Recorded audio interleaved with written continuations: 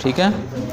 करतारपुर गलियारे से संबंधित प्रश्न था ना उसमें, हाँ जो भी था उसको कर लीजिएगा, ठीक है।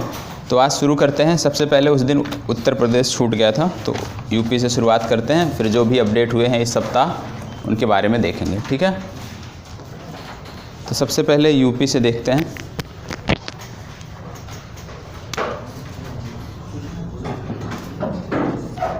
अभी तक कौन कौन से राज्य हुए हैं?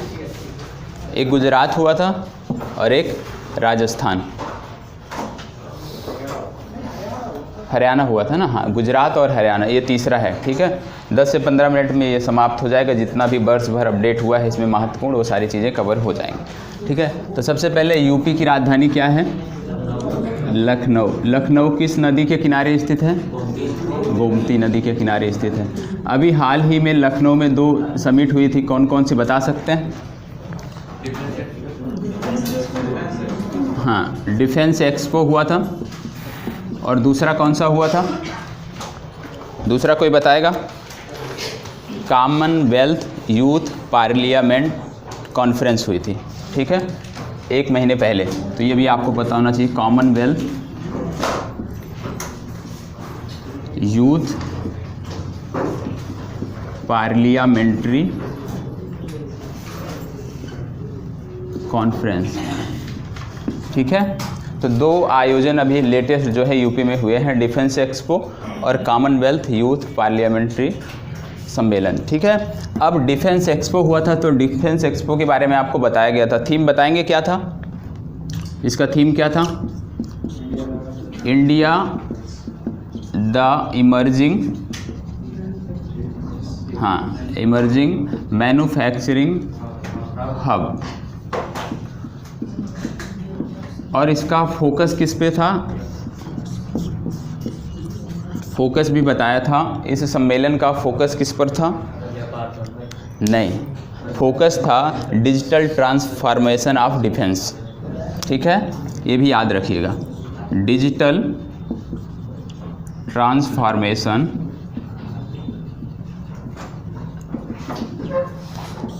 ऑफ डिफेंस, ठीक है, डिजिटल ट्रांसफॉर्मेशन ऑफ डिफेंस, ये इसकी जो है फोकस विषय था और ये जो है इसकी थीम थी। तो दोनों आपको पता होना चाहिए। और यहीं पे मैंने बताया था, शायद चर्चा किया था, कि जब ये हुआ था कॉमनवेल्थ यूथ पार्लियामेंट्री एसोसिएशन, ठीक है, तो मैंने बताया था कि एक डांसर थी, शास्त्रीय नृत्यांगना, उनका नाम था मंजरा चतुर्वेदी। मैं इसको बताया हूँ शायद एक बार, मंजरा चतुर्वेदी। ये जो है कॉमनवेल्थ यूथ पार्लियामेंट्री जो कॉन्फ्रेंस हुआ था लखनऊ में, इन्होंने प्रस्तुति दी थी, लेकिन ये विवाद का विषय बन गया था। क्यों बन गया था? क्योंकि ये जो मंजरा चतुर्वेदी हैं ये कथक की नृत्यांगना है, ठीक है, कथक की नृत्यांगना है, और इन्होंने कव्वाली पर प्रस्तुति दी थी, जिसके कारण इनको रोक दिया गया था। तो इसलिए विवाद का विषय था। तो नाम याद रखिएगा कि मंजरा चतुर्वेदी किससे संबंधित है? कथक से संबंधित है। अब कथक के बारे में कोई बताएगा? किस राज्य का है ये शास्त्रीय नृत्य? कथक, कथक एक कथक होता है, एक कथकली होता है, हाँ, तो हम कथक की बात कर रहे हैं, उत्तर प्रदेश का है, तो ठीक है। तो ये भी याद रखिएगा, कथक है उत्तर प्रदेश। तो कथक और कथकली में जो है अंतर क्या है, ये आपको पता होना चाहिए, ठीक है। इसके कुछ महत्वपूर्ण नाम बता सकते हैं कथक के, जो महत्वपूर्ण हैं शास्त्रीय, जो इसको प्रस्तुत करते हैं? 1-2 नाम, ये तो आपको पता होना चाहिए सबको, हर नृत्य के बारे में 1-2 नाम आपको पता होना चाहिए इससे जुड़े हुए। तो बताएंगे? कोई नहीं पता? बिरजू महाराज और लच्छू महाराज का नाम सुना ही होगा आपने, ठीक है। तो ये बिरजू महाराज और लच्छू महाराज, ये 2 बहुत प्रसिद्ध नाम हैं, और लच्छू महाराज, ठीक है। ये दोनों नाम आपको पता होने चाहिए कि ये कथक से संबंधित हैं, ठीक है। अब बताइएगा आप, कितने शास्त्रीय नृत्य होते हैं? जब नृत्य की बात कर रहे हैं तो टोटल कितने शास्त्रीय नृत्य होते हैं? 8 होते हैं। शास्त्रीय भाषाएं कितनी होती हैं? 6 होती हैं, ठीक है। तो ये भी दोनों आपको पता होना चाहिए कि 8 जो है ये हमारे क्लासिकल डांस होते हैं और ये जो है क्लासिकल लैंग्वेज होती हैं। ठीक है, तो ये आपको पता होना चाहिए कितनी शास्त्रीय भाषाएं होती हैं और कितनी शास्त्रीय जो है। ठीक है, अब आप बताएंगे कि भारत के संविधान में कितनी अनुसूचियां जो हैं, किस अनुसूची में भाषाओं का जिक्र किया गया है? 8वीं अनुसूची में भाषाओं का जिक्र किया गया है। और 8वीं अनुसूची में यदि भाषाओं का जिक्र किया गया है तो कितनी भाषाओं का जिक्र किया गया है? 22 भाषाओं का जिक्र किया गया है। ठीक है, अब आप बताएंगे कौन सा अनुच्छेद है संविधान का जिसमें संघ की राजभाषा के रूप में हिंदी को बताया गया है? कौन सा अनुच्छेद है हमारे संविधान का जिसमें संघ की राजभाषा के रूप में हिंदी को जो है बताया गया है? आर्टिकल 343। ठीक है, तो ये भी आपको पता होना चाहिए कि संविधान के आर्टिकल 343 में यह कहा गया है कि भारत की जो राजभाषा है वो हिंदी है और इसके साथ संघ की राजभाषा हिंदी है, इसके साथ साथ देवनागरी लिपि की भी इसी में चर्चा की गई है। अब आप बताएंगे कि किस अनुच्छेद में हिंदी भाषा के विकास के लिए निर्देश दिए गए हैं? किस अनुच्छेद में, संविधान के किस अनुच्छेद में हिंदी भाषा का प्रसार करने के लिए जो है ऑप्शन दिए गए हैं? नहीं, हाँ उसी में से कोई होगा ना, क्योंकि भाषाओं की चर्चा यहीं से शुरू हुई है। 351। ठीक है, आर्टिकल 351 है जिसमें कहा गया है कि हिंदी भाषा का जो है प्रचार प्रसार जो है होना चाहिए। ठीक है, तो इतनी चीज़ें हमने इससे जुड़ी हुई अभी तक देखी है। अब लेटेस्ट जो आपको मैंने बताया था, कितने लोगों को पद्म विभूषण दिया गया था? 7 लोगों को दिया गया था। उसमें से सिर्फ एक ही लोग ऐसे हैं जिनको जो है कला के क्षेत्र में दिया गया है। उनका क्या नाम है, कोई बताएगा? 7 में से सिर्फ एक व्यक्ति ऐसे हैं जिनको कला के क्षेत्र में पद्म विभूषण दिया गया है। क्या कोई उनका नाम बताएगा?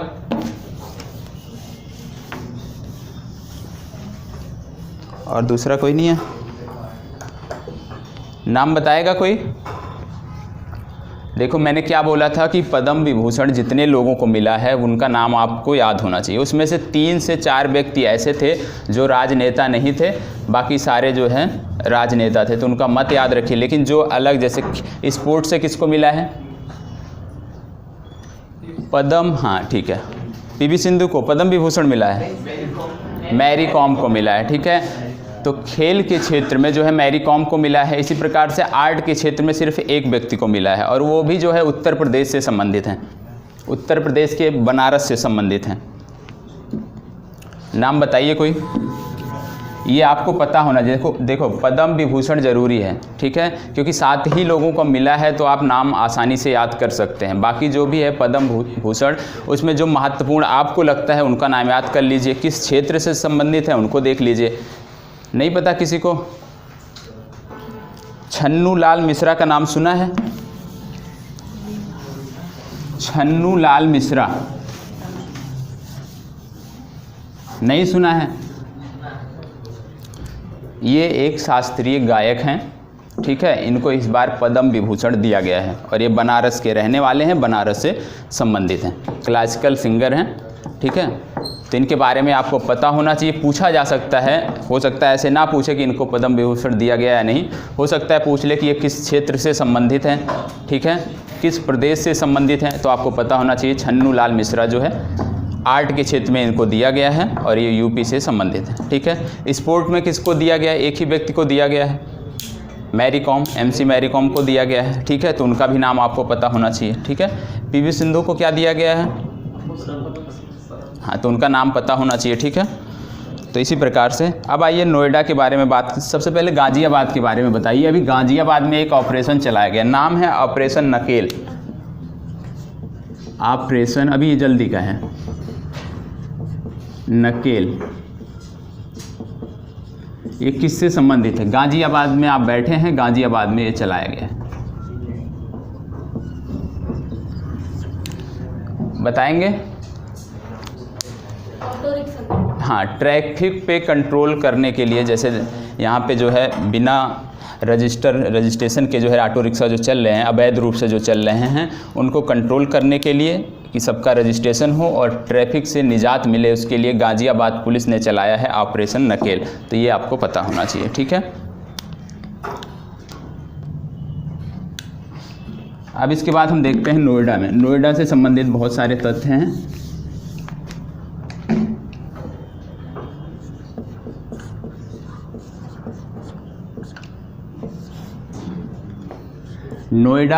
नोएडा भारत का पहला शहर है जिसने 100% जो वाटर है उसका रिसाइकिल किया है, ठीक है। भारत का पहला शहर है जहाँ पर 100% वाटर जो है रिसाइकिल हो रहा है, ठीक है। इससे पहले कौन सा था? इससे पहले नागपुर था जहाँ पे 90% जो है, इससे पहले नागपुर था जहाँ पे 90% जो वाटर है हमारा उसका रिसाइकिल किया जा रहा था, ठीक है। इसके अतिरिक्त हमारी यूपी सरकार ने शुरू किया था पिंक बस, बता सकते हैं इसका उद्देश्य क्या था? महिलाओं के लिए था। नोएडा में ही बना था पिंक शौचालय, ये महिलाओं के लिए था, ठीक है। इसके अतिरिक्त आपको पता है भारत का एक रेलवे जोन है जिसके द्वारा अलग से ट्रेन में एक अतिरिक्त कोच जोड़ा गया था, वो भी पिंक कोच जोड़ा गया था। तो आप बता पाएंगे किस रेलवे जोन ने पिंक कोच जोड़ा था? ये चल रहा है अभी भी। इस रेलवे जोन ने अपने अंतर्गत चलने वाली, इससे जो है ना, हाँ ठीक है, तो इसके द्वारा जो है जो पिंक कोच है, इस रेलवे जोन के अंतर्गत जितनी रेलगाड़ियां हैं उसमें अतिरिक्त महिलाओं के लिए एक कोच की व्यवस्था की गई है। तो बता सकते हैं कौन सा रेलवे जोन है? रेलवे जोन का नाम बताइए। कितने रेलवे जोन हैं भारत में? कितने रेलवे जोन हैं भारत में? 8 रेलवे जोन है। 18 रेलवे जोन है भारत में। सबसे पहले ये क्लियर होना चाहिए, भारत में 18 रेलवे जोन है। और ये जो पिंक कोच की शुरुआत किया था, ये किया था नॉर्थ ईस्ट फ्रंटियर रेलवे, ठीक है, नॉर्थ ईस्ट फ्रंटियर रेलवे। अब इसका मुख्यालय कहाँ है ये बता पाएंगे? नॉर्थ ईस्ट फ्रंटियर रेलवे ने शुरू किया था पिंक कोच, और इसका मुख्यालय कहाँ पर है नॉर्थ ईस्ट फ्रंटियर रेलवे का, बता पाएंगे? पहली बात तो यूपी में रुकना ही नहीं, आपको क्या लिखा है? नॉर्थ ईस्ट, ठीक है। तो इसका मतलब क्या है? हाँ ठीक है, गुवाहाटी में है, इसके असम के गुवाहाटी में, ठीक है। ये क्लियर हो गया आपका। अभी हाल ही में कह लीजिए लगभग 1 वर्ष तो हुई गए, एक नया रेलवे जोन भारत में बनाया गया था। क्या उसका नाम बता सकते हैं? कौन सा रेलवे जोन बनाया गया था? तब जाके संख्या 18 हुई थी। कौन सा बनाया गया था? साउथ कोस्ट रेलवे, नाम था south coast railway, south coast railway. और इसका जो हेडक्वार्टर था वो था विशाखापट्टनम में। इसके बनने के बाद रेलवे जोनों की संख्या जो है 18 हुई थी। अब आपके दिमाग में आना चाहिए विशाखापट्टनम इस समय चर्चा में है। क्यों चर्चा में है? हाँ, तो आंध्र प्रदेश की 3 राजधानियां बनाई गई हैं। एक ये हो गया विशाखापट्टनम, एक है अमरावती, और तीसरा है कुर्नूल। अब बताएंगे इसमें कौन सा क्या है। अमरावती क्या है? अमरावती प्रशासनिक है, विधायिका है, ठीक है। अमरावती जो है ये विधायिका है यहाँ की। विशाखापट्टनम क्या है? ये हाँ ठीक है, कार्यकाली या कार्यपालिका जो है इससे संबंधित है। कुर्नूल क्या है? ये न्यायिक राजधानी है। तो तीनों शहरों के नाम आपको पता होना चाहिए, कौन सा क्या है वो आप देख लीजिएगा, ठीक है। अब हम बात करते हैं आगरा की। आगरा से संबंधित महत्वपूर्ण है। आगरा भारत में पहली बार, कैसा डस्टर रख दिए, इतनी मेहनत लग रही है इसमें। आगरा की बात हम करते हैं तो आगरा जो है भारत का पहला एकमात्र ऐसा जो है स्थापत्य है जो है जहाँ पर बच्चों को स्तनपान कराने के लिए एक अलग कमरे की व्यवस्था की गई है, ठीक है। बच्चों को स्तनपान कराने के लिए एक अतिरिक्त कमरे की व्यवस्था की गई है। पूरे भारत में आगरा का जो ताजमहल है वो एकमात्र ऐसी इमारत है। तो याद रखिएगा, आगरा के ताजमहल में बच्चों को स्तनपान कराने के लिए एक अतिरिक्त कमरे की व्यवस्था की गई है। ये भारत में पहली बार हुआ है। ठीक है, अब आप बताएंगे कि जो आगरा है, ताजमहल जो है उसमें बगीचा है, आपने देखा होगा फ़ोटो में अक्सर देखते हैं। किस शैली में निर्मित है वो बगीचा? जो गार्डन है ताजमहल में, जो गार्डन है किस शैली में निर्मित है, उसकी शैली बता। देखो आयताकार, आप देखते होंगे ताजमहल तो ऐसे आयताकार बना हुआ है बगीचा, तो इस कौन सी शैली है इसकी? इसको बोलते हैं चार बाग शैली। ठीक है, तो ये भी याद रखिएगा, आगरा का जो ताजमहल है उसमें जो बगीचा बनाया गया है वो चार बाग शैली में निर्मित है। ठीक है, ये भी आपको पता होना चाहिए। अब चार बाग शैली की यहाँ पर बात क्यों किया हमने?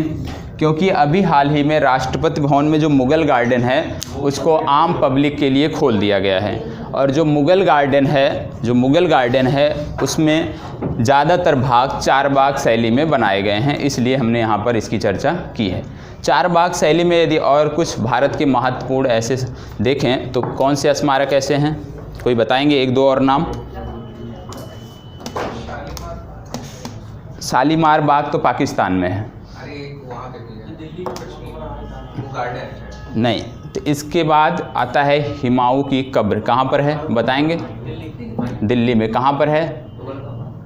निजामुद्दीन औलिया की जो दरगाह है उसी के जस्ट अपोजिट में है। ठीक है, तो आपको पता होना चाहिए हुमायूं की जो कब्र है, हुमायूं की कब्र, ये भी जो है चार बाग शैली में, इसका जो बगीचा है वो भी चार बाग शैली में निर्मित किया गया है।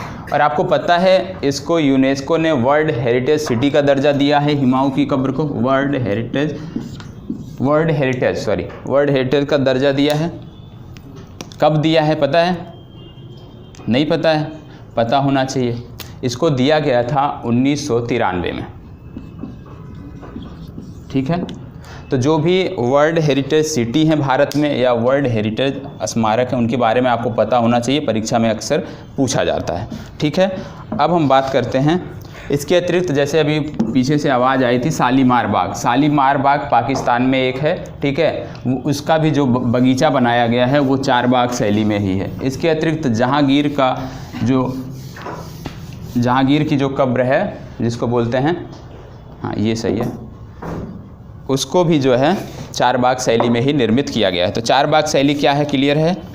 चार बाग शैली में क्या होता है, जो बगीचे होते हैं वो आयताकार होते हैं। ये चीज़ आपको कंफर्म होना चाहिए, क्योंकि आप जब जाएंगे राष्ट्रपति भवन तो वहाँ पे वृत्त इस आकार में भी बगीचे हैं। तो जो चार बाग शैली होती है वो आयताकार रूप में होती है, बीच में एक रास्ता होता है और जो है फिर अंदर जो है इस तरह का गार्डन होता है। ठीक है, तो ये आपको पता होना चाहिए, भी आयताकार ही है।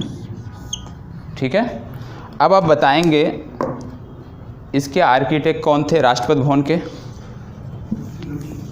हाँ, क्या नाम था उनका?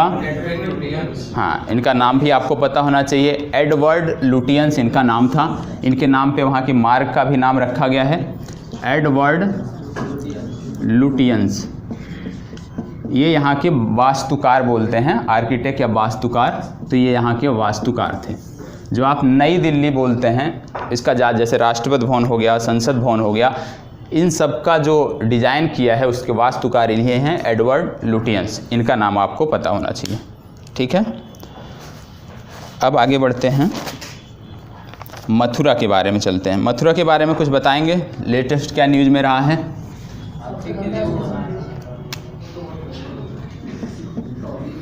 मथुरा, ठीक है, मथुरा के बारे में देखें तो प्लास्टिक से डीजल बनाने का भारत का पहला संयंत्र जो है वो मथुरा में जो है स्थापित किया गया था। ये आपको पता होना चाहिए, प्लास्टिक से डीजल बनाने का पहला संयंत्र भारत में मथुरा में जो है स्थापित किया गया था। तो याद रखिएगा क्या है मथुरा? प्लास्टिक से डीजल।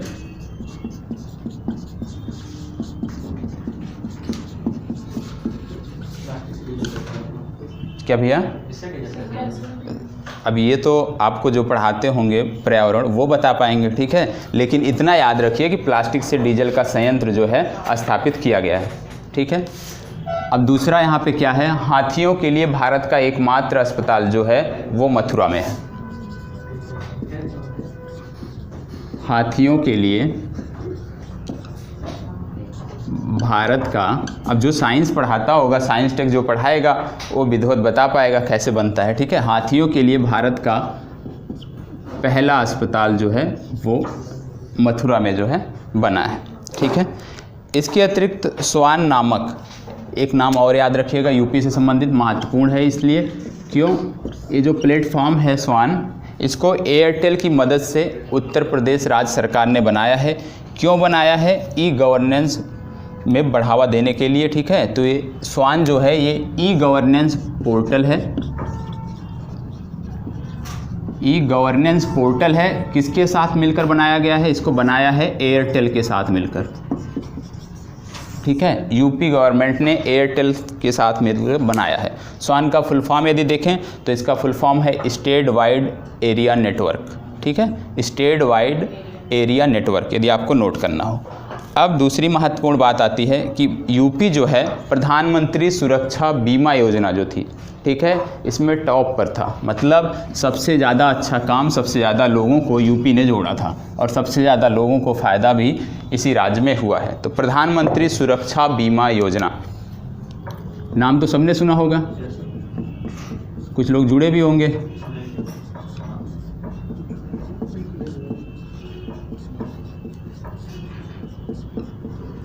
क्या है ये, प्रधानमंत्री सुरक्षा बीमा योजना। इस पे यूपी ने सबसे अच्छा काम किया, वो तो अलग बात होगी। है क्या यह, एक प्रकार का एक्सीडेंटल बीमा है, दुर्घटना बीमा है।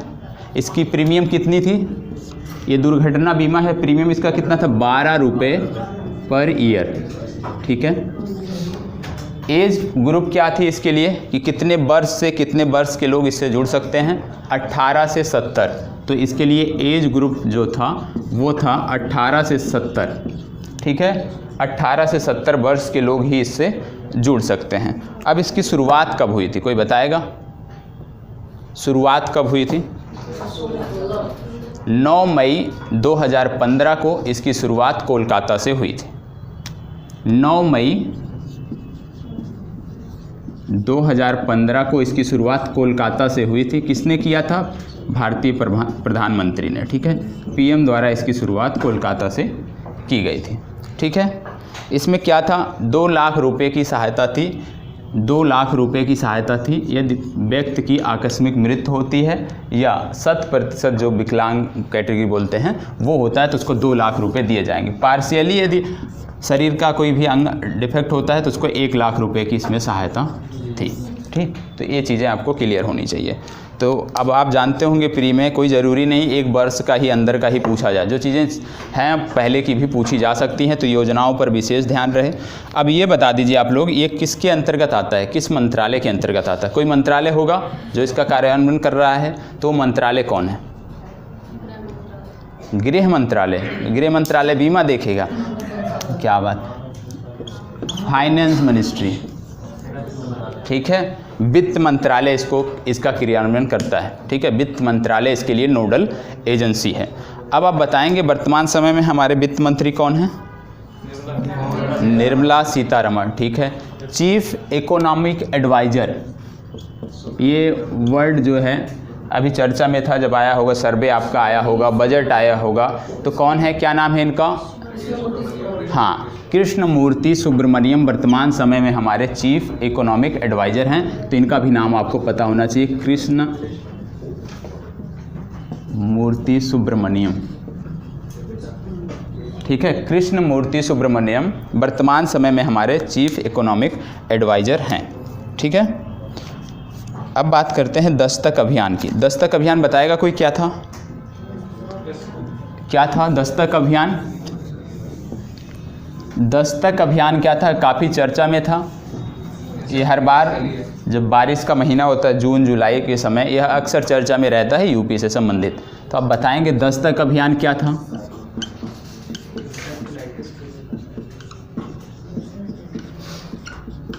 ये यूपी में बहुत चर्चा में रहता है, लगभग 2-3 महीने हर साल चर्चा में रहता है। क्या है ये दस्तक अभियान?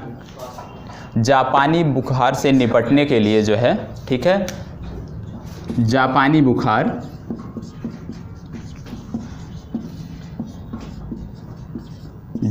बुखार से निपटने के लिए यूपी गवर्नमेंट का, उत्तर प्रदेश सरकार का ये एक कार्यक्रम है, इसके बारे में आपको पता होना चाहिए। अब आप बताएंगे जो जापानी बुखार है ये विषाणु जनित है या जो है जीवाणु जनित? विषाणु। ये भी आपको पता होना चाहिए, ये जो जापानी बुखार है ये विषाणु जनित रोग है, ठीक है, विषाणु जनित रोग है, ये भी आपको पता होना चाहिए। इसका वाहक कौन होता है बताएंगे? इसका वाहक, अगर विषाणु जनित रोग है तो कोई इसका वाहक होगा। इसका वाहक कौन है, कोई बताएगा? नहीं पता? इसका वाहक कौन है, नहीं पता। डेंगू का वाहक कौन होता है? हाँ, तो इसके भी वाहक जो हैं मच्छर हैं, ठीक है।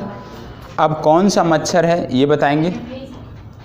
क्यूलेक्स प्रजाति के मच्छर होते हैं, नाम के आगे क्यूलेक्स लिखा होगा, जैसे क्यूलेक्स बिस्नेई करके एक आता है, इसी तरह से है। तो क्यूलेक्स प्रजाति के मच्छर जो हैं इसके वाहक हैं, क्यूलेक्स प्रजाति के मच्छर,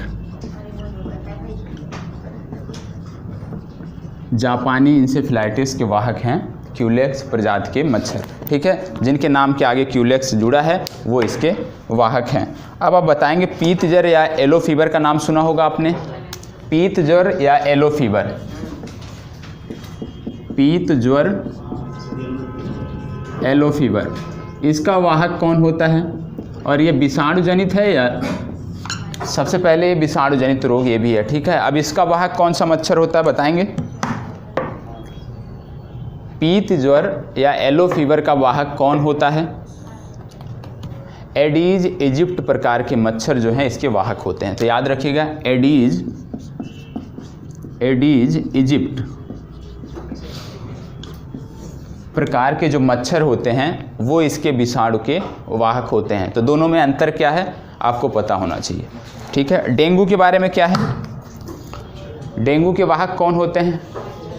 हाँ, वाहक जैसे मच्छर होते हैं, मच्छर में अभी आपने दो क्वालिटी देख लिया, एक क्यूलेक्स प्रजाति के देख लिया, एक जो है एडीज इजिप्ट देख लिया। तो इस प्रकार से डेंगू के वाहक किस प्रजाति के मच्छर होते हैं? ठीक है, पहला तो हो गया एडीज इजिप्ट, ये भी उसके वाहक होते हैं, ठीक है। दूसरा है क्यूलेक्स फैंटिगेंस, नाम है Culex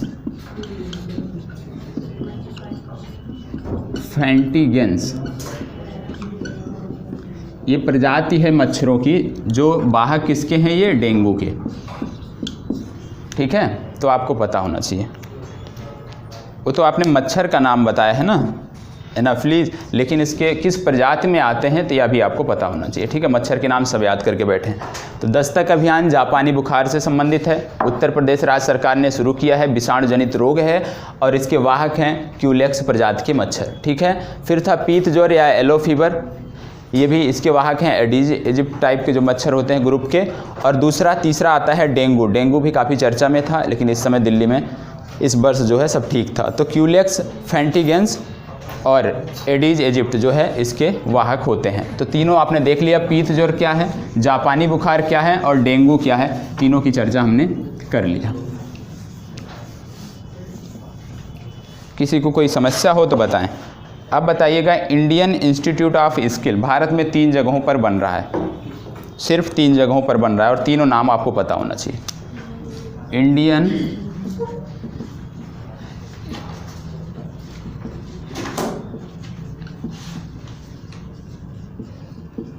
Indian institute of skill Bharat में 3 जगहों पर बन रहा है। जैसे कुछ लोग सोचते होंगे कि ये पीटी के लिए है, फैक्ट है, लेकिन आपको पता है मेंस आंसर राइटिंग में भी यदि आपको फैक्ट पता है उससे संबंधित लिखते हैं तो उसका अलग प्रभाव पड़ता है। इसलिए फैक्ट देखिए, ये तो महत्वपूर्ण है। कौशल विकास से संबंधित कोई भी प्रश्न आ गया तो आप लिख सकते हैं कि कहाँ कहाँ पर बन रहा है, ठीक है, उसे जोड़कर लिख सकते हैं।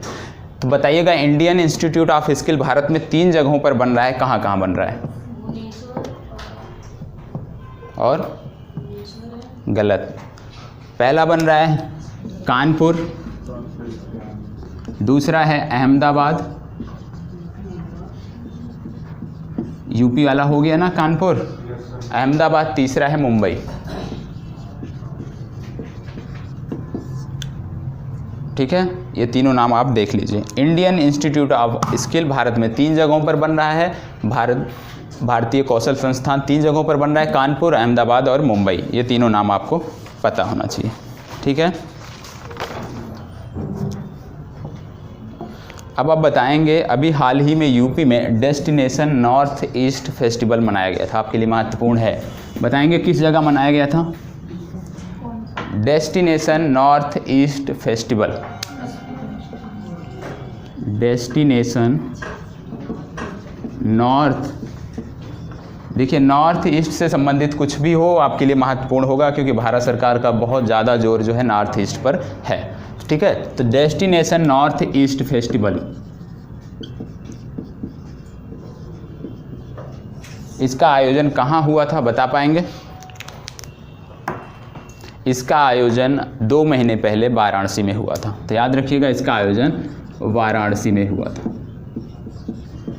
और वाराणसी चर्चा में इसलिए रहता है क्योंकि किसका संसदीय क्षेत्र है? हाँ, और अभी हाल ही में दौरे पर गए हैं, ठीक है। तो ये आपको पता होना चाहिए, वाराणसी संबंधित जो भी चीज़ें हैं वो आपको पता होना चाहिए।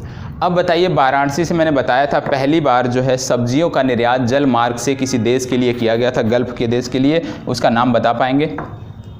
मैंने बताया था कि वाराणसी से पहली बार जल मार्ग से सब्जियों का निर्यात किया गया था। कहाँ के लिए किया गया था? दुबई के लिए किया गया था, ठीक है। तो याद रखिएगा, पहली बार वाराणसी से सब्जियों का निर्यात जो है दुबई के लिए किया गया है। और आपको पता है वाराणसी और जापान के एक शहर के बीच समझौता हुआ था, कौन सा शहर था? क्योटो, ठीक है। तो वाराणसी और क्योटो के बीच समझौता भी हुआ था जब जापान के प्रधानमंत्री भारतीय दौरे पर आए थे, ठीक है। अब ये बता दीजिए कि क्योटो जो है ये किस द्वीप पर स्थित है? जापान के विधिवत बताया गया है होन्शु, ठीक है। होन्शु द्वीप पर स्थित है जापान के, ये आपको पता होना चाहिए। और क्योटो प्रोटोकॉल किससे संबंधित होता है? क्योटो को नाम आया है जलवायु परिवर्तन। तो याद रखिएगा, क्योटो प्रोटोकॉल जो है ये जलवायु परिवर्तन से संबंधित है। जलवायु परिवर्तन से संबंधित है क्योटो प्रोटोकॉल। तो जब तक चीज़ें एकदम याद ना हो जाए ना, तब तक रिवीजन करते रहिए, याद हो जाए तो भी करिए। अब बताइए, भारत की सबसे बड़ी जेल कहाँ पर है? बन रही है, हाँ, भारत की सबसे बड़ी जेल बन रही है। कहाँ पर बन रही है? नहीं, बरेली में तो है ना, हम बोल रहे हैं सबसे बड़ी बन कहाँ पे रही है? बरेली में तो जेल है, लखनऊ में बन रही है। तो भारत की सबसे बड़ी जेल जो है उसका निर्माण किया जा रहा है लखनऊ में, ठीक है। अब ये इतना महत्वपूर्ण नहीं है, महत्वपूर्ण ये हो जाता है कि जेल सुधार के लिए एक समिति बनाई गई थी भारतीय गवर्नमेंट द्वारा, इंडियन गवर्नमेंट द्वारा, जेल सुधार के लिए। तो जेल सुधार के लिए जो समिति बनाई गई थी, किसके नेतृत्व में बनाई गई थी? जेल सुधार समिति। ये महत्वपूर्ण है आपके लिए कि आपको ये पता है कि नहीं, जेल सुधार समिति जो है किसके नेतृत्व में व किसकी अध्यक्षता में बनाई गई थी? बताएगा कोई? जेल सुधार पर समिति बनी थी, जेल सुधार पे भी बनी है। पुलिस सुधार पे काफ़ी चर्चा होती है, तो वो भी आपको पता होना चाहिए, पुलिस सुधार के लिए रिकमेंडेशन किसने दिया था। तो बताइएगा, जेल सुधार समिति ये बनी थी, इसका नाम था अमिताव राव समिति, ठीक है, अमिताव राव समिति, ये याद रखिएगा। अब जेल उतना महत्वपूर्ण नहीं था, लेकिन ये जो समितियां होती हैं ये आपके लिए महत्वपूर्ण होती हैं। तो जेल सुधार जो समिति थी वो अमिताव राव समिति थी, ठीक है, इनके नेतृत्व में बनाया गया था जेल सुधार से संबंधित। अब आपको कुछ नाम देता हूँ, आप बताएंगे ये कहाँ पर स्थित है। जैसे एरावदा जेल की बात आती है, आप इतिहास पढ़ते होंगे, वहाँ से लेके आज तक होती रहती है। नैनी जेल की बात आती है, नैनी जेल की, और एक और है राजमुंदरी, राजमुंदरी, और एक सबसे चर्चित है, अक्सर चर्चा में रहता है, तिहाड़, तिहाड़। तो इस चारों कहाँ कहाँ पे हैं? एरावदा जे, इसका क्या महत्व है? इतिहास आप पढ़ते होंगे, ठीक है। गांधी जी को जो है रखा गया था, कब रखा गया था? 2 बार रखा गया था। कब कब? वर्ष पता होना चाहिए। एक बार रखा गया था 1932 में, और एक बार रखा गया था 1942 में। जो क्विट इंडिया मूवमेंट के समय जो इनको रखा गया था वो एरावदा जेल में रखा गया था, और ये है कहाँ पे, पुणे में, ठीक है। और इसके अतिरिक्त बहुत सारे स्वतंत्रता सेनानियों को यहाँ पर रखा जाता था। इसी तरह का महत्व है नैनी जेल का, इसमें भी बहुत सारे स्वतंत्रता सेनानियों को रखा गया था, ठीक है। तो नैनी जेल कहाँ पर है, प्रयागराज या इलाहाबाद, प्रयागराज बोलिए, ठीक है। और राजमुंदरी कहाँ पर है, ये आंध्रा में है। सर्च किए भैया कि याद था, ठीक। आंध्र प्रदेश में है राजमुंदरी। तिहाड़ कहाँ पर है, ये आपका होमवर्क है, ठीक है। ये आपका होमवर्क है कि तिहाड़ कहाँ पर, जिसको ना पता हो उसके लिए, ठीक है। तो जेलों के बारे में आपको पता होना चाहिए। अब बताइए, भारत का पहला ट्रांसजेंडर यूनिवर्सिटी कहाँ पर बन रहा है? भारत का पहला ट्रांसजेंडर यूनिवर्सिटी कहाँ पर बन रहा है? यूपी में तो बन रहा है, यूपी तो बहुत बड़ा है ना, बहुत सारे ज़िले हैं। फर्स्ट ट्रांसजेंडर यूनिवर्सिटी कहाँ पे बन रहा है? कुशीनगर में बन रहा है। किसने बोला था? ठीक है, कुशीनगर में बन रहा है भारत का पहला ट्रांसजेंडर यूनिवर्सिटी, ये आपको पता होना चाहिए, ठीक है। कुशीनगर, ये नाम आप याद रखिएगा। इसके अतिरिक्त भारत का अभी हाल ही में 1 महीने पहले भारत का पहला मॉडल स्पोर्ट विलेज बनाया गया है। कहाँ पर बनाया गया है?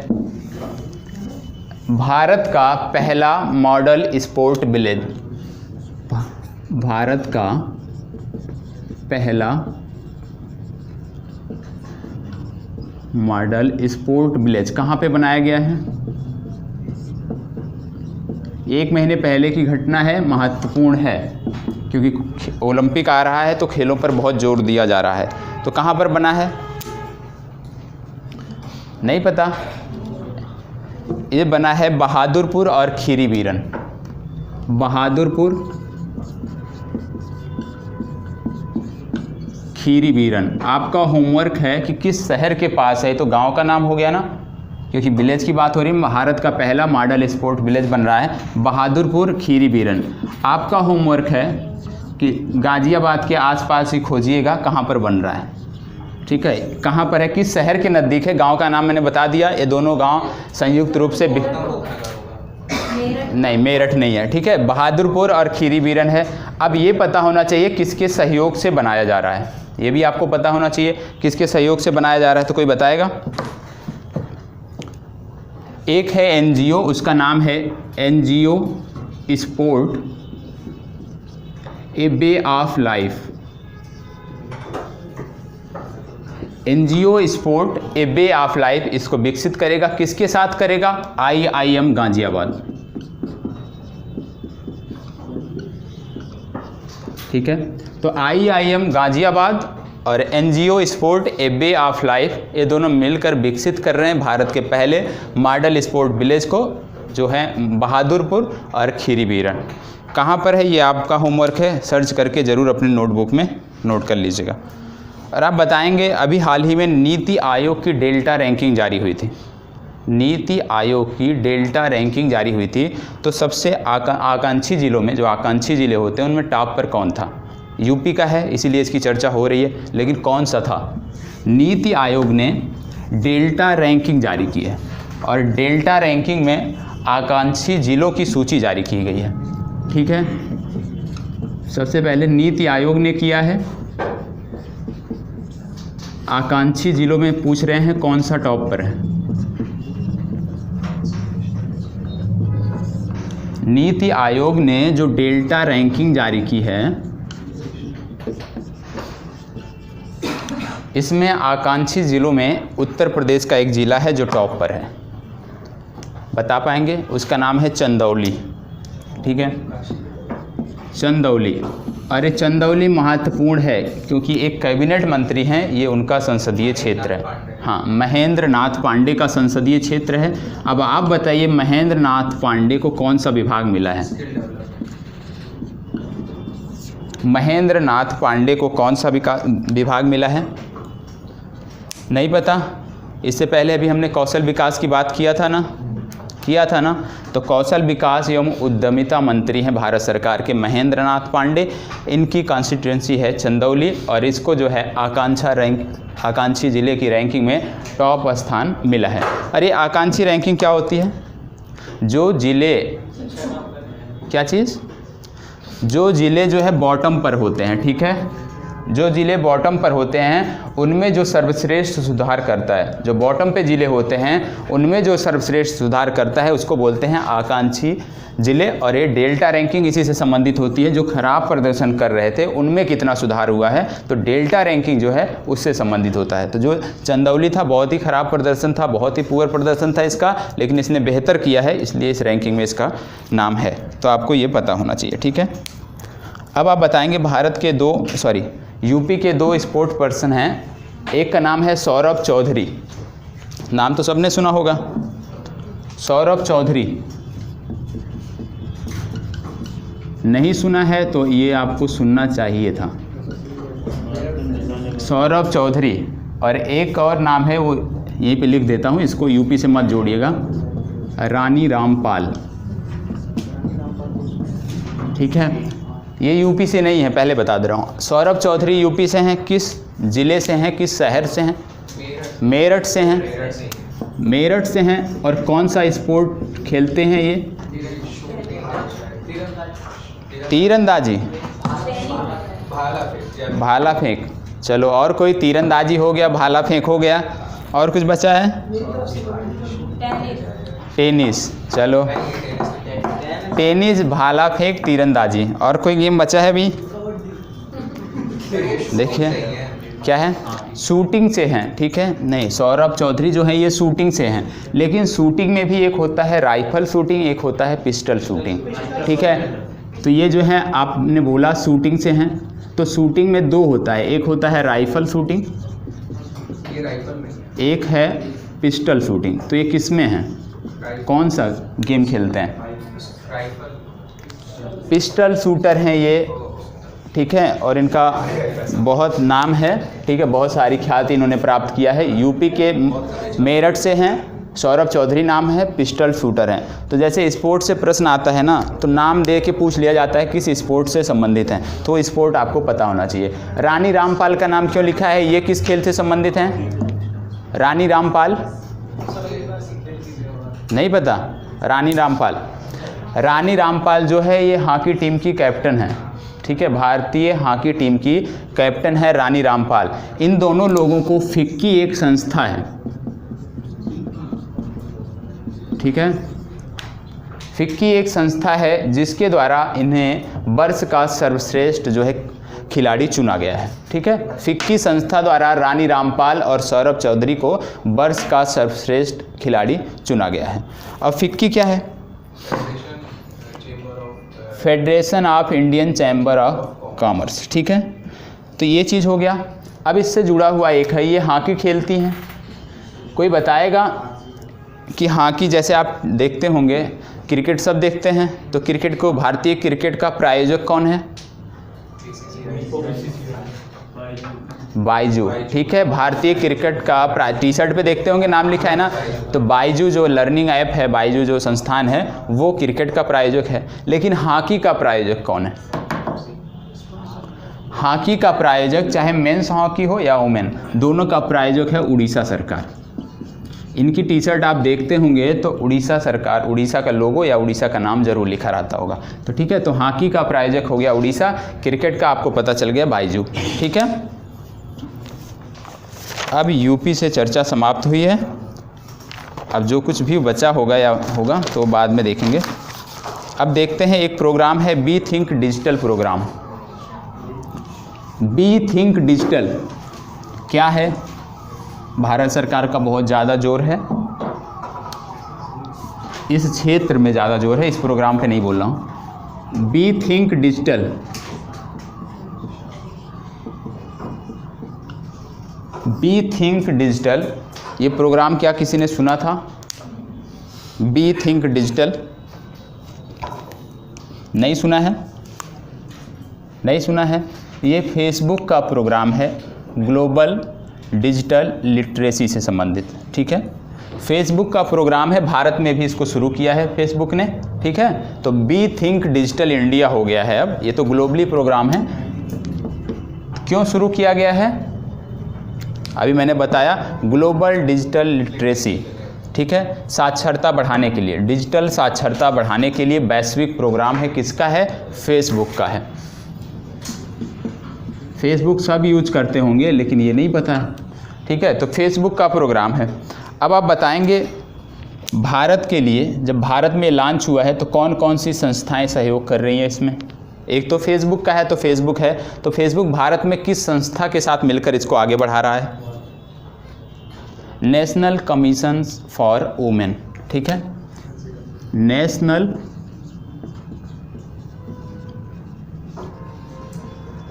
फॉर वुमेन, ठीक है, नेशनल कमीशन फॉर वुमेन के साथ मिलकर ये प्रोग्राम शुरू किया गया है भारत में। इसके अतिरिक्त एक संस्था है cyber peace foundation, cyber peace foundation, ये भी इसमें सहयोग कर रहा है। तो 3 संस्थाएं होंगी, फेसबुक हो गया, साइबर पीस फाउंडेशन हो गया और नेशनल कमीशन फॉर वुमेन। ये तीनों संस्थाएं मिलकर भारत में महिलाओं की डिजिटल साक्षरता पर काम करेंगी, डिजिटल साक्षरता को बढ़ाने के लिए, ठीक है। इसका लक्ष्य क्या है? लक्ष्य क्या है, टारगेट क्या है? बड़ा प्रोग्राम है तो टारगेट कुछ होगा। इसका टारगेट है 1 लाख महिलाओं को प्रशिक्षित करना, 1 लाख महिलाओं को डिजिटल साक्षर बनाना इस प्रोग्राम का जो है उद्देश्य है। 2019 में ये प्रारंभ हुआ था, ठीक है, ग्लोबली ये 2019 में प्रारंभ हुआ था, लेकिन भारत में अब प्रारंभ हुआ है, ठीक है। ग्लोबली वैश्विक स्तर पर इसकी शुरुआत 2019 में हुई थी। इसके अतिरिक्त आप बताइएगा, लिब्रा नेटवर्क नाम सुना है? क्या है लिब्रा नेटवर्क? ये भी फेसबुक का ही है, ठीक है, लिब्रा नेटवर्क। तो ये आपको पता होना चाहिए था। लिब्रा नेटवर्क क्या है? ये नई वित्तीय प्रौद्योगिकी कंपनी है जिसके द्वारा क्या शुरू किया गया है? आभासी मुद्रा, ठीक है, हाँ, क्रिप्टो करेंसी। ये लिब्रा नेटवर्क जो है ये फेसबुक की ही संस्था है, इसके द्वारा जो है आभासी मुद्रा चालू किया गया है। ये आपको पता होना चाहिए। अब फेसबुक के बारे में कुछ बताएंगे। फेसबुक के फाउंडर मेंबर कौन है? हाँ, CEO जो है कौन है? Mark Zuckerberg. इनका नाम तो सबको पता होगा। फेसबुक का हेडक्वार्टर कहाँ है? कहाँ पे है? कैलिफोर्निया। कैलिफोर्निया कहाँ पर है? हाँ, कैलिफोर्निया, USA, ठीक है, ये चीज़ हो गया। अब हम बात कर लेते हैं कि भारत के किन राज्यों में इसकी शुरुआत की गई। जो पहला प्रोग्राम था be think digital programme, Bharat के किन राज्यों के लिए शुरू हुआ है? सबके लिए तो शुरू नहीं हुआ है, तो कुछ चिन्हित राज्य हैं उनके लिए शुरू हुआ है। उत्तर प्रदेश है, यूपी है, MP है, गुजरात है, इसके अतिरिक्त बिहार और झारखंड। 5 राज्यों के लिए है, यूपी, MP, गुजरात, बिहार और झारखंड। तो ये याद रखना है आपको कि जो बी थिंक डिजिटल प्रोग्राम है भारत के 5 राज्यों के लिए शुरू किया गया है और 5 राज्य हैं उत्तर प्रदेश, मध्य प्रदेश, गुजरात, बिहार और झारखंड। और इसका लक्ष्य क्या था? 1 लाख महिलाओं को जो है डिजिटल रूप से प्रशिक्षित करना, ये इसका लक्ष्य था, ठीक है। इसी के सेम जैसे ये डिजिटल प्रोग्राम था साक्षरता से संबंधित, इसी से मिलता जुलता एक और प्रोग्राम है। क्या किसी को पता है? इंटरनेट साथी। इंटरनेट साथी नाम सुना था किसी ने? इंटरनेट साथी, इंटरनेट साथी नाम सुना है? मिलता जुलता है इसी से, इसलिए इसकी चर्चा हम यहाँ पे कर रहे हैं। इंटरनेट साथी क्या है? गूगल ने शुरू किया है। जिसने भी बोला उत्तर सही है, इसको गूगल ने शुरू किया है क्या?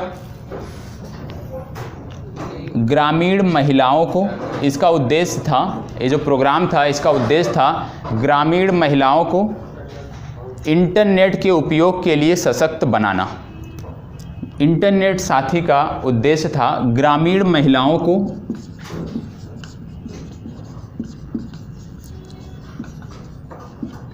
इंटरनेट के उपयोग के लिए सशक्त बनाना इसका लक्ष्य था।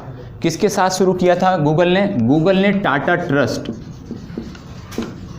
ट्रस्ट के साथ मिलकर इसकी शुरुआत की थी भारत में। तो याद होना चाहिए, इंटरनेट साथ ही गूगल द्वारा शुरू किया गया है, टाटा ट्रस्ट के साथ शुरू किया गया है। ग्रामीण महिलाओं में डिजिटल साक्षरता या कह लीजिए इंटरनेट के उपयोग को बढ़ावा देने के लिए इस प्रोग्राम की शुरुआत हुई थी। ठीक है, इसके अतिरिक्त आपको पता है गूगल के साथ BSNL ने समझौता किया था। गूगल प्लस BSNL क्या था? वाईफाई। BSNL जो अपना वाईफाई शुरू किया है उसको बढ़ावा देने के लिए इन्होंने इससे समझौता किया था गूगल से, तो ये भी आपको पता होना चाहिए। इसके अतिरिक्त गूगल का एक क्या है नाम सुना? FedNow का नाम सुना था? FEDNOW।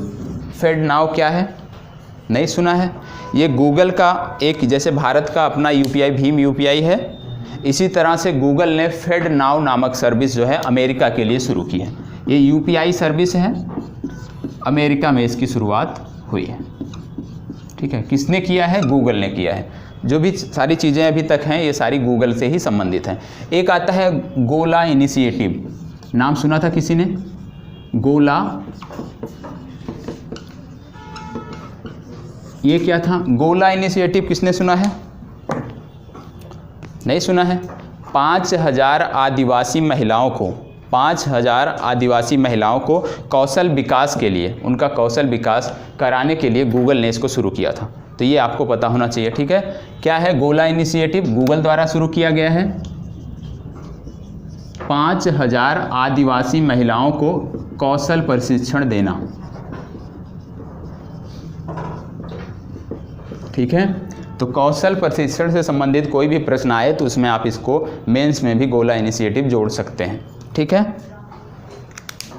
अब आप बताएंगे जो राष्ट्रीय स्वास्थ्य प्राधिकरण है हमारा, इसने आयुष्मान भारत योजना के लिए गूगल से समझौता किया था। ठीक है, पता है किसी को आयुष्मान भारत योजना क्या है? हाँ, तो ये भी आपको पता होना चाहिए। अब हम बात कर लेते हैं गूगल की, तो बताएंगे गूगल के CEO कौन है? गूगल कौन है? सुंदर पिचाई थे।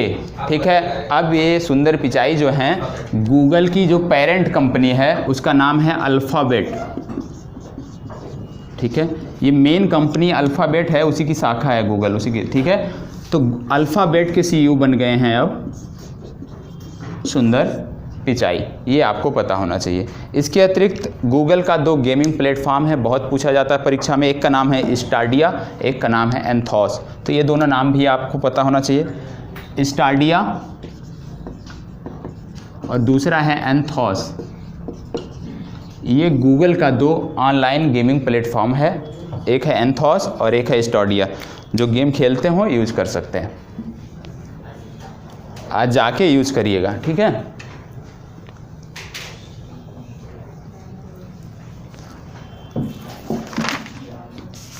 अब इसी से मिलता जुलता एक और कार्यक्रम था, यूथ स्पार्क प्रोग्राम। अभी ये कौशल विकास और इनसे संबंधित जो भी कार्यक्रम हैं उनको एक साथ देख ले रहे हैं, तो आप भूलेंगे नहीं, कोरिलेट करके पढ़ लेंगे। ठीक है, तो एक दूसरा है youth spark programme. Youth spark programme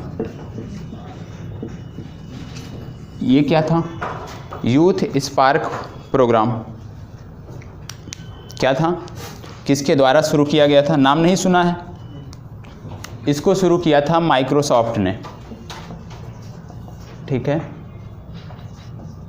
Microsoft द्वारा शुरू किया था। क्या उद्देश्य क्या था इसका? इसका उद्देश्य था पूरे विश्व से 300 मिलियन बच्चों को,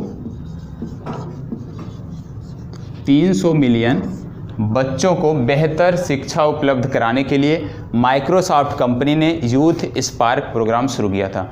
बड़ा प्रोग्राम है, काफ़ी चर्चित था, तो पता होना चाहिए 300 मिलियन बच्चों के लिए शुरू किया गया था, तो ये आपको पता होना चाहिए। ठीक है, इसका 100 देशों में इसकी शुरुआत हुई थी 2012 में। ठीक है, माइक्रोसॉफ्ट के CEO कौन है? सत्या नडेला, ये आपको पता होना चाहिए। और इसके फाउंडर मेंबर कौन थे? बिल गेट्स और पॉल एलन नाम था इनका, इन्होंने इसकी शुरुआत की थी। हेडक्वार्टर वाशिंगटन डीसी में है, ठीक है। अब माइक्रोसॉफ्ट की बात आ रही है, माइक्रोसॉफ्ट की बात आ रही है, इससे जुड़ी हुई जो भी चीज़ें लिखेंगे वो आप बताएंगे। सबसे पहले ये बताइए, माइक्रोसॉफ्ट ने सबसे पहले कार्बन निगेटिव होने का लक्ष्य रखा था और उसको जो है घोषित किया था। तो आप बताएंगे माइक्रोसॉफ्ट किस वर्ष तक कहा है कि हम कार्बन निगेटिव हो जाएंगे, कार्बन निगेटिव ईयर बता पाएंगे कोई? किस वर्ष तक माइक्रोसॉफ्ट ने अभी हाल ही में बोला था कि वो कार्बन निगेटिव हो जाएंगे? तो वर्ष आपको पता होना चाहिए। माइक्रोसॉफ्ट ने बोला था कि वर्ष 2030 तक माइक्रोसॉफ्ट जो है वो कार्बन निगेटिव हो जाएगा। तो ये लक्ष्य आपको पता होना चाहिए। टारगेट क्या रखा है माइक्रोसॉफ्ट ने? 2030 का। अब 2030 का रखा है तो 2030 को सुनकर आपके दिमाग में बहुत सारी बातें आनी चाहिए। क्या आनी चाहिए? 2030 में बहुत सारे लक्ष्य रखे गए हैं, कुछ भारत सरकार द्वारा भी लक्ष्य रखे गए हैं। तो बता पाएंगे कोई एक लक्ष्य? सबसे पहले, ठीक है, ठीक है।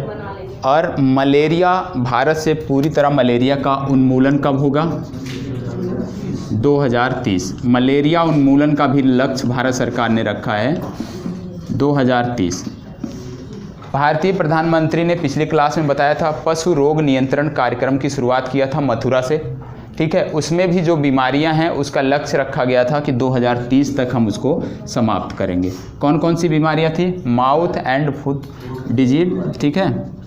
और दूसरा कौन सा था? ब्रुसोलेसिस, ठीक है। ये भी आपको पता होना चाहिए। माउथ एंड फूड डिजीज जो था और ब्रुसोलेसिस, इन दोनों को लक्ष्य रखा गया इनका उन्मूलन का 2030। इसके साथ साथ मैंने आपको बताया था कि भारत में पहली बार किसी राज्य ने पशु क्रेडिट कार्ड वितरित किए हैं। कौन सा राज्य था? हरियाणा। तो इसी के साथ आप उसको जोड़कर नोट कर लीजिए, नोट किए हैं, याद रख लीजिए। हरियाणा ने भारत में पहली बार क्या किया है? पशु क्रेडिट कार्ड की शुरुआत की है, ठीक है। 2030 तक। अब आपसे मैं जो पूछ रहा हूँ, जो लोग अच्छे से करंट अफेयर पढ़े होंगे वो बता पाएंगे।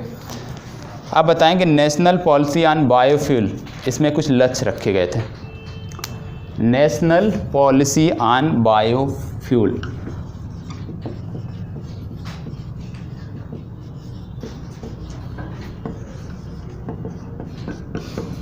नेशनल पॉलिसी ऑन बायोफ्यूल, इसके लक्ष्य क्या थे? कोई बताएगा? इसका लक्ष्य था कि पेट्रोल और डीजल में एथेनॉल मिक्स किया जाएगा, ठीक है। कितने अमाउंट में किया जाएगा? कितने अमाउंट में किया जाएगा? इसका लक्ष्य था पेट्रोल में 20%, डीजल में 5% एथेनॉल मिक्स किया जाएगा। कब तक किया जाएगा? 2030 तक, ठीक है। 2030 में पेट्रोल में 20% और जो डीजल होगा उसमें 5% एथेनॉल का मिक्स होगा। ये आपको पता होना चाहिए, ठीक है। अब एक और है इससे जुड़ता हुआ,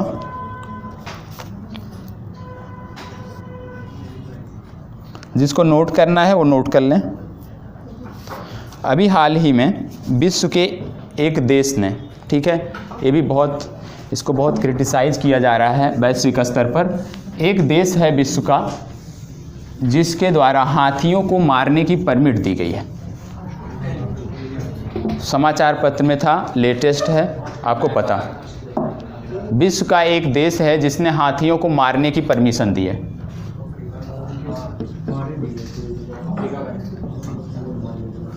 इसके द्वारा परमिट दिए जा रहे हैं कि आप परमिट ले लीजिए तो आप हाथियों का शिकार कर सकते हैं। बोत्सवाना, ठीक है। तो ये शुरुआत किया है बोत्सवाना ने। कहाँ पर है ये?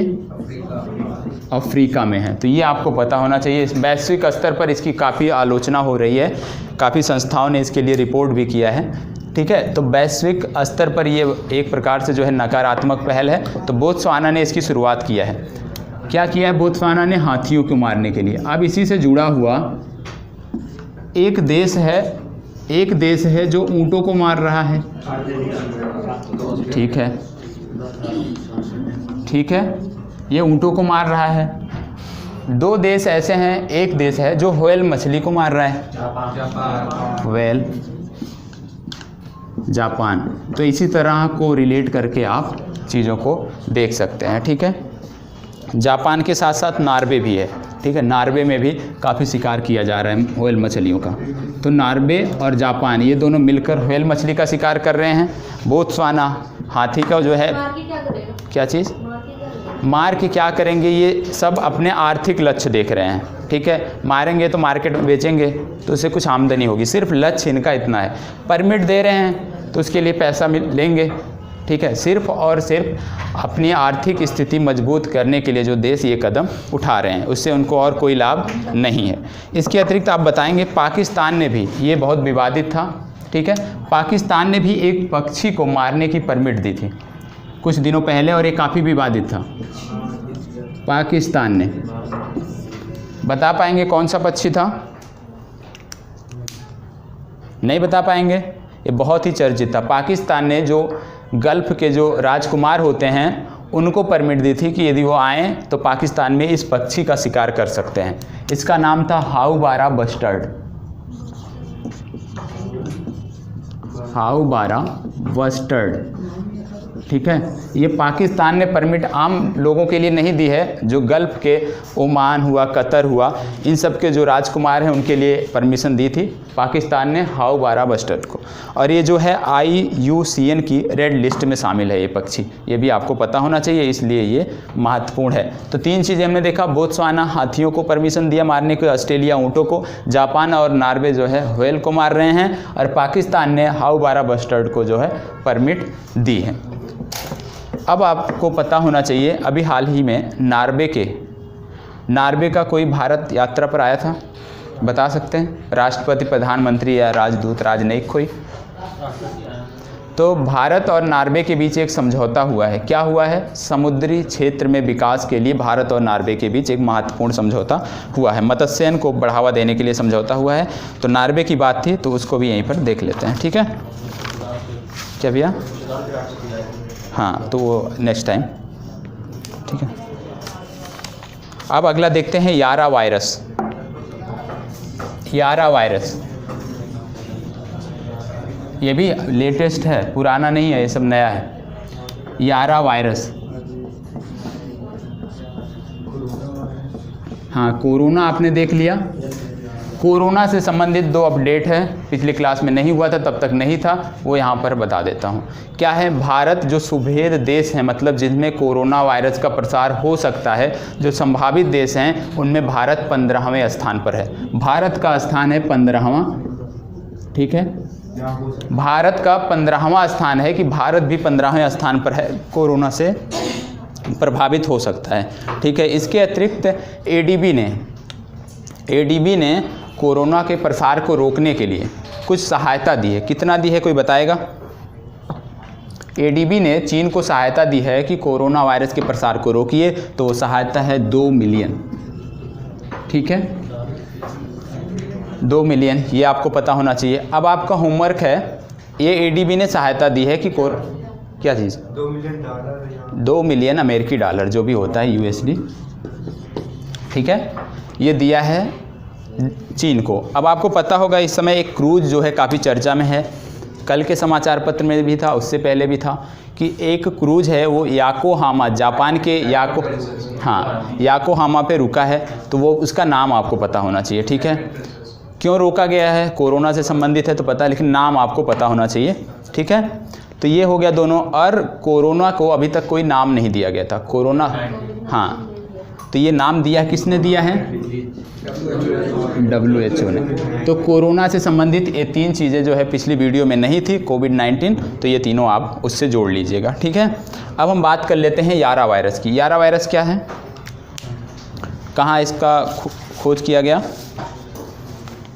किसी ने नहीं पढ़ा यारा वायरस? इसकी खोज हुई है ब्राज़ील में, ठीक है। ब्राज़ील के एक झील में इसकी खोज हुई है, लेकिन राहत की बात यह है कि यह जो है मानव समुदाय को प्रभावित नहीं करता है, सिर्फ और सिर्फ जलीय पारितंत्र को प्रभावित करता है, जिनमें अमीबा आता है। ये जो है अमीबा, अमीबा को प्रभावित करता है।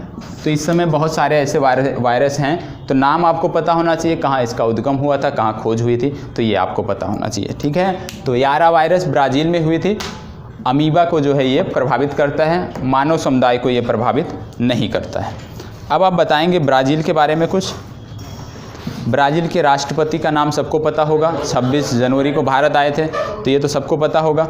ठीक है, अब आप बताइए सबसे बड़ी जो झील है, विश्व की सबसे बड़ी झील कहाँ पर है? हाँ, कहाँ पर है? अगर हम दक्षिण अमेरिका की बात करें तो यहाँ की सबसे बड़ी झील कौन सी है? टीटी, मैं बोल रहा हूँ सबसे बड़ी, ऊंचाई नहीं बोल रहा हूँ, सबसे बड़ी कौन सा है? माराकाइबो झील सुना है, कहाँ पर है? वेनेजुएला। ठीक है, ठीक है, तो माराकाइबो झील ये जो है वेनेजुएला से संबंधित है और ये सबसे बड़ी झील है। इसके अतिरिक्त यहाँ से एक महत्वपूर्ण तथ्य, अभी आपने यदि अच्छे से समाचार पत्र पढ़ा होगा, शायद पहले पेज पर भी रहा हो, तो उसके बारे में आगे बढ़ते हैं। यहाँ की सबसे ऊंची चोटी कौन है दक्षिण अमेरिका की? हाँ, एकांकागुआ जो है ये दक्षिण अमेरिका की सबसे ऊंची चोटी है। इसकी चर्चा हम इसलिए कर रहे हैं क्योंकि भारत की एक 12 वर्षीय किशोरी है, 12 वर्ष की बच्ची है, जिसने इसको फतह किया है। नाम बताएंगे उसका क्या है? अभी हाल ही में, नहीं पिछली बार नहीं, अभी हाल ही में फतह किया है, 3 दिन पहले। 12 वर्ष की बच्ची है, दक्षिण अमेरिका की सर्वश्रेष्ठ जो चोटी है सबसे ऊंची, उसको फतह किया है। इसका नाम है काम्या कार्तिकेयन। नाम याद रखिएगा, बहुत ज़रूरी है। विश्व की सबसे कम उम्र की बच्ची है ये, काम्या कार्तिकेयन। ठीक है, तो ये नाम आपको पता होना चाहिए, काम्या कार्तिकेयन। भारत की है, 12 साल की बच्ची है, विश्व की सबसे कम उम्र की बच्ची है जिन्होंने माउंट एकांकागुआ को जो है फतेह किया है। ठीक है, इसके अतिरिक्त आप बताएंगे ब्राज़ील से होकर, विश्व का कौन सा ऐसा देश है जिससे होकर 2 रेखाएं गुजरती हैं? जैसे कर्क रेखा होती है, विषुवत रेखा, मकर रेखा, तो ब्राज़ील एकमात्र ऐसा देश है विश्व का जहां से होकर मकर रेखा और विषुवत रेखा दोनों गुजरती हैं। तो याद रखिएगा, ब्राज़ील विश्व का एकमात्र ऐसा देश है जहां से मकर रेखा और विषुवत रेखा दोनों रेखाएं जो हैं गुजरती हैं। मकर रेखा कितने को बोलते हैं? ठीक, उत्तर दक्षिण। ठीक है, अब बताइए भूमध्य रेखा कहाँ से गुजरती है? दक्षिण अमेरिका के किन देशों से होकर भूमध्य रेखा गुजरती है? दक्षिण अमेरिका के, हाँ मैप देख लो, दक्षिण अमेरिका के, ये आपको पता होना चाहिए किन देशों से। 3 ही देश हैं, इक्वाडोर, कोलंबिया और ब्राज़ील। ठीक है, तो 3 नाम आपको पता होना चाहिए, कौन कौन से? इक्वाडोर, कोलंबिया और ब्राज़ील। अब बताइए मकर रेखा किन देशों से होकर गुजरती है? दक्षिण अमेरिका की बात हो रही है। Brazil, Chile, Argentina, Paraguay. अब आप बता देंगे दक्षिण अमेरिका में 2 ही देश ऐसे हैं जो स्थल रुद्ध हैं, तो दक्षिण अमेरिका के उन 2 देशों का नाम क्या है जो स्थल रुद्ध हैं? गलत, जिससे होकर मकर रेखा गुजरेगी वही है। बताएंगे, ये आपको पता होना चाहिए क्योंकि पूरे महाद्वीप में उसमें 2 ही देश ऐसे हैं। ठीक है, नहीं पता? बोलिविया और पराग्वे। ठीक है, तो ये आपको पता होना चाहिए, 2 ही स्थल रुद्ध देश हैं इसमें। कौन कौन से? Bolivia, Paraguay. ठीक है, तो ये भी आपको पता होना चाहिए ब्राज़ील के संबंध में। और अभी हाल ही में चीन ने कोरोना वायरस की एक दवा बनाई है, उसके पेटेंट के लिए आवेदन भी कर दिया है अमेरिका में। तो बताएंगे नाम क्या है दवा का? इसी में लिख लेंगे, जो 3 हुए हैं इसी में लिख लेंगे। कोरोना वायरस की एक दवा चीन ने विकसित किया है और इसके पेटेंट के लिए आवेदन किया है, इसीलिए चर्चा में है। उस दवा का नाम नहीं पता?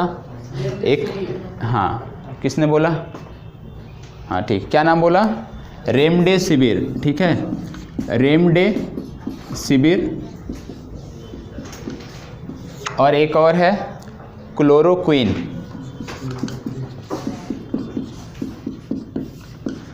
ये दोनों जो है दवा है, अभी तक कोई इसकी ज्ञात दवा नहीं थी, लेकिन चीन ने इन 2 दवा को विकसित किया है और इसके पेटेंट के लिए आवेदन किया है। एक है रेमडेसिविर और एक है क्लोरोक्विन। ये जो है कोरोना वायरस की संभावित दवा है, ठीक है, संभावित ही हैं, अभी तक कोई आधिकारिक पुष्टि नहीं हुई है, ठीक है। अब आप बताइएगा, हम कुछ घास मैदानों के नाम लिख रहे हैं, भारत के लिखेंगे, ठीक है, विश्व के लिए एक बार हो गया है, हम कुछ भारत के घास मैदानों के नाम लिखेंगे, उसके बारे में आप बता दीजिएगा कौन कहाँ से संबंधित है, ठीक है। क्योंकि ब्राज़ील की बात हो रही थी तो घास मैदानों की बात होती, लेकिन इसकी चर्चा एक बार हो चुकी है। तो आज भारत से जो घास मैदान संबंधित है उनके नाम लिख रहा हूँ, आप बताइएगा कहाँ से। पहला है फुमडी, दूसरा है सोला ग्रासलैंड,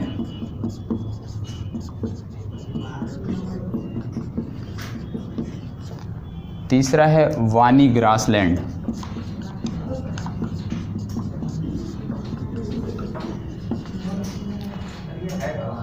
तो इसी तो मैं पूछ रहा हूँ आपसे कहाँ पे है, आप बताएंगे ना। चौथा है खज्जिर, ये सब भारत में है, सब भारत में है, बाहर से कुछ नहीं है। इसके बाद है बुग्याल,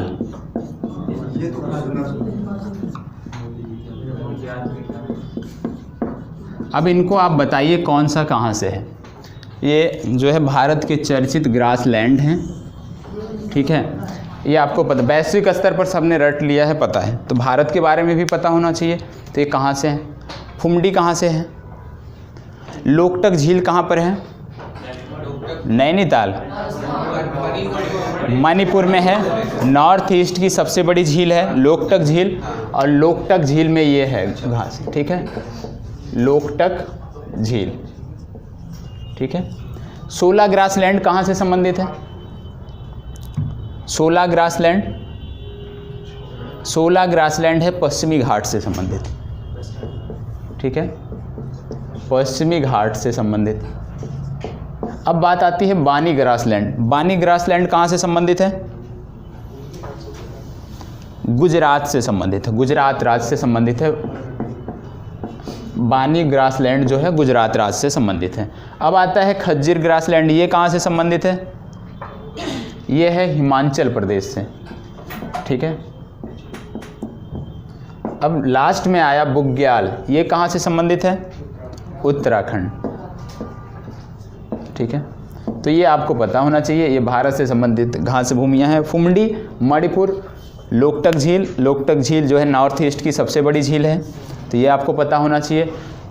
दूसरा है सोला ग्रासलैंड पश्चिमी घाट, बानी ग्रासलैंड गुजरात, खज्जिर ग्रासलैंड हिमाचल प्रदेश और बुग्याल ग्रासलैंड उत्तराखंड, ठीक है। बाकी वैश्विक स्तर पर आपने देखा ही है।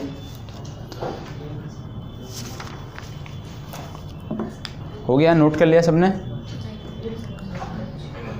अब हम आते हैं एपियरी ऑन व्हील, कोई बताएगा कहाँ से संबंधित है, ये भी लेटेस्ट है। Apiary on wheel, apiary on wheel क्या है, कहाँ से संबंधित है, नहीं पढ़ा है, नहीं सुना है, लेटेस्ट है ये भी। एपियरी ऑन व्हील हो गया। एपियरी ऑन व्हील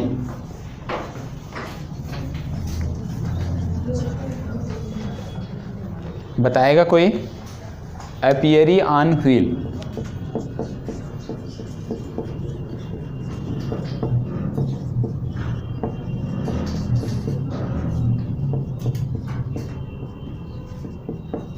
ये क्या है, एपियरी ऑन व्हील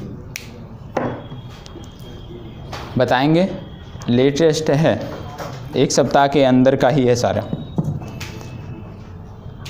इसकी शुरुआत की गई है खादी एवं ग्रामोद्योग मंत्रालय द्वारा, आयोग द्वारा, ठीक है।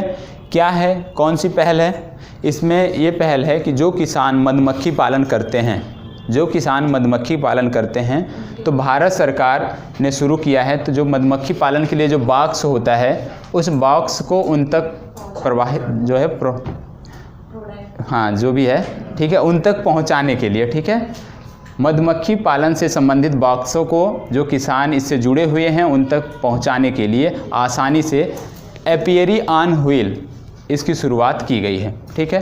ये किसके अंतर्गत आता है? MSME मंत्रालय के अंतर्गत, MSME मंत्रालय के अंतर्गत इसके अंतर्गत आता है। किसने शुरू किया है? खादी एवं ग्रामोद्योग आयोग द्वारा ये शुरू किया गया है, ठीक है। मधुमक्खी किसान जो हैं उनको इससे लाभ मिले, उनको कोई समस्या ना हो, तो इसके लिए इसकी शुरुआत की गई है।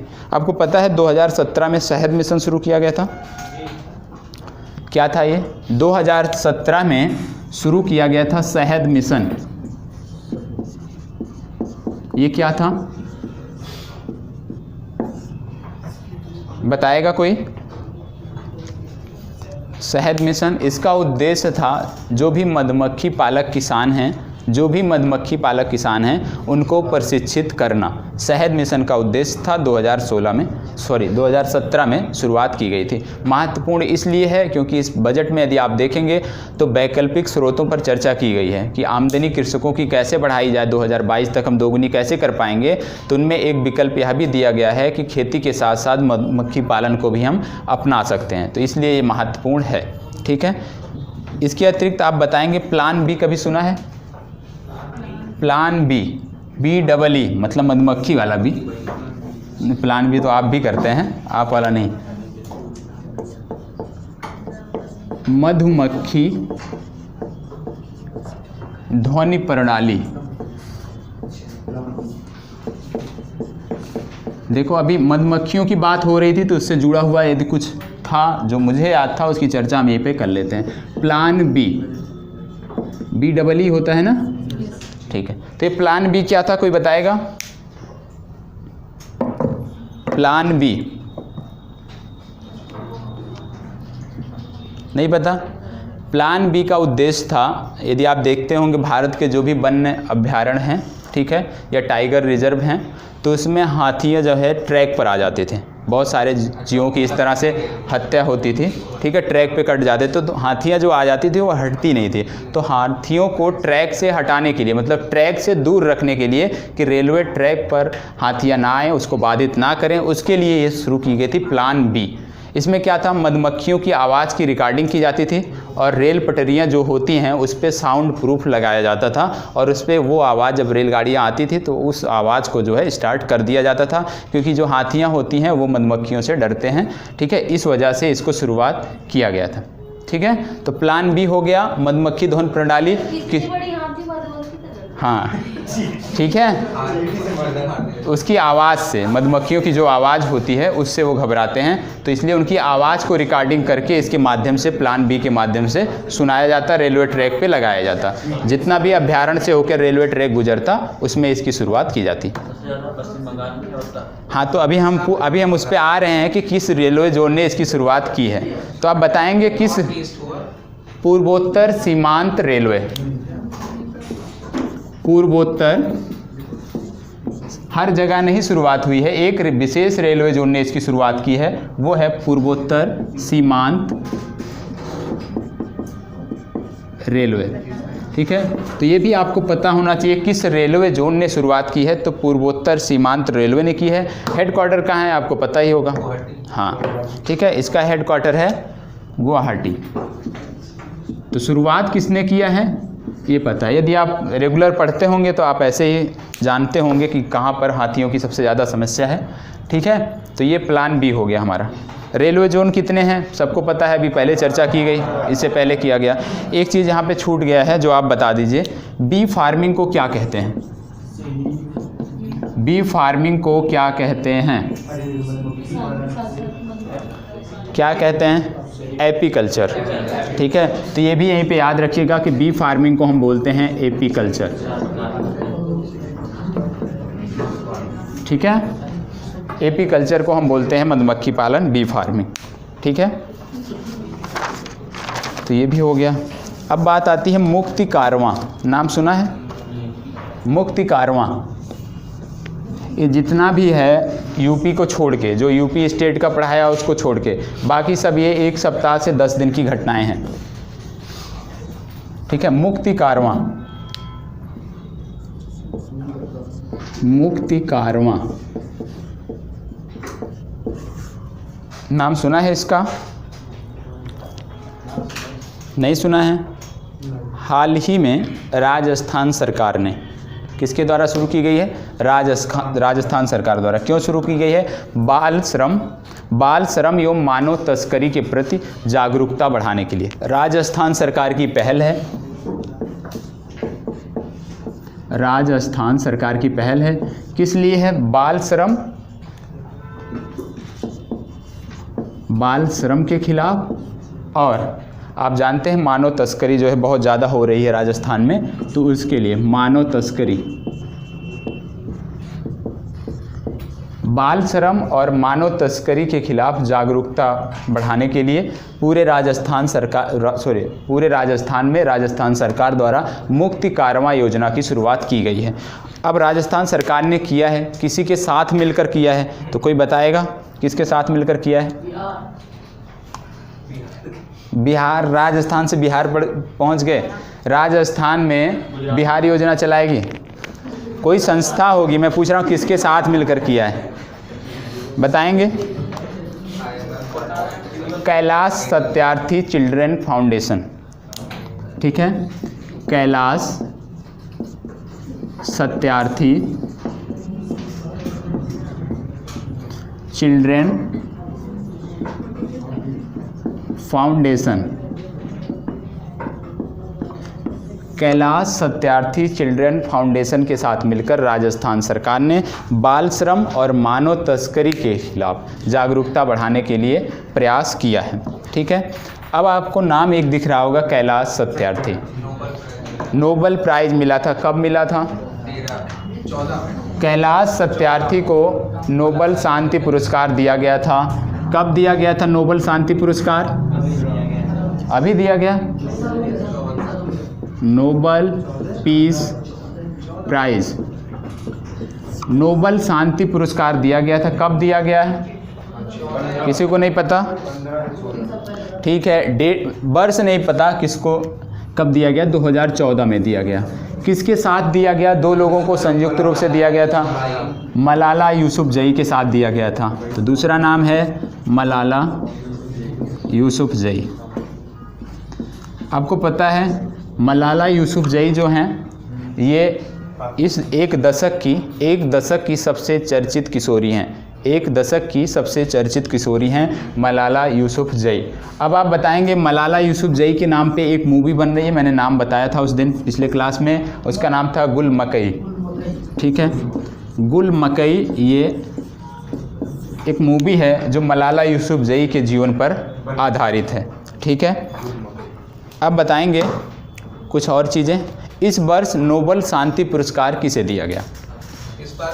इस बार का, ये तो हो गया 2014 का। अब आपको यहीं पे देख लेना है कि इस बार का किसको दिया गया? अबे अहमद अली। ठीक है, अबे अहमद। क्यों दिया गया? ये पहली बात तो अबे अहमद अली जो हैं इथियोपिया के क्या हैं? राष्ट्रपति हैं। अभी इथियोपिया कहाँ पे है? अफ्रीका में, हॉर्न ऑफ अफ्रीका सुने होंगे। तो आपका होमवर्क है, आज आप देख के आएंगे कि हॉर्न ऑफ अफ्रीका के अंतर्गत कौन कौन से देश आते हैं। ठीक है, इसके साथ साथ रेड सी का भी देख लीजिएगा एक बार कि रेड सी से किन देशों की सीमा लगती है। क्यों दिया गया इनको? देश की सीमा इरिट्रिया से इनका विवाद था। एक देश है पड़ोसी, जैसे भारत का पाकिस्तान, इसी तरह से है इरिट्रिया। ठीक है, तो इरिट्रिया से जैसे भारत का विवाद चल रहा है पाकिस्तान से, इसी से संबंधित विवाद था, भूमि से संबंधित विवाद था, लैंड से संबंधित इरिट्रिया से, और इसको शांतिपूर्वक हल किया गया। शांति से इसका हल निकला है। इसीलिए अबे अहमद अली इथियोपिया के राष्ट्रपति को 2019 का नोबेल शांति पुरस्कार दिया गया है। ठीक है। अब ये जो संस्था थी कैलाश सत्यार्थी चिल्ड्रन फाउंडेशन, इसका नाम बदलकर अब कर दिया गया है गुड बीव इंटरनेशनल। गुड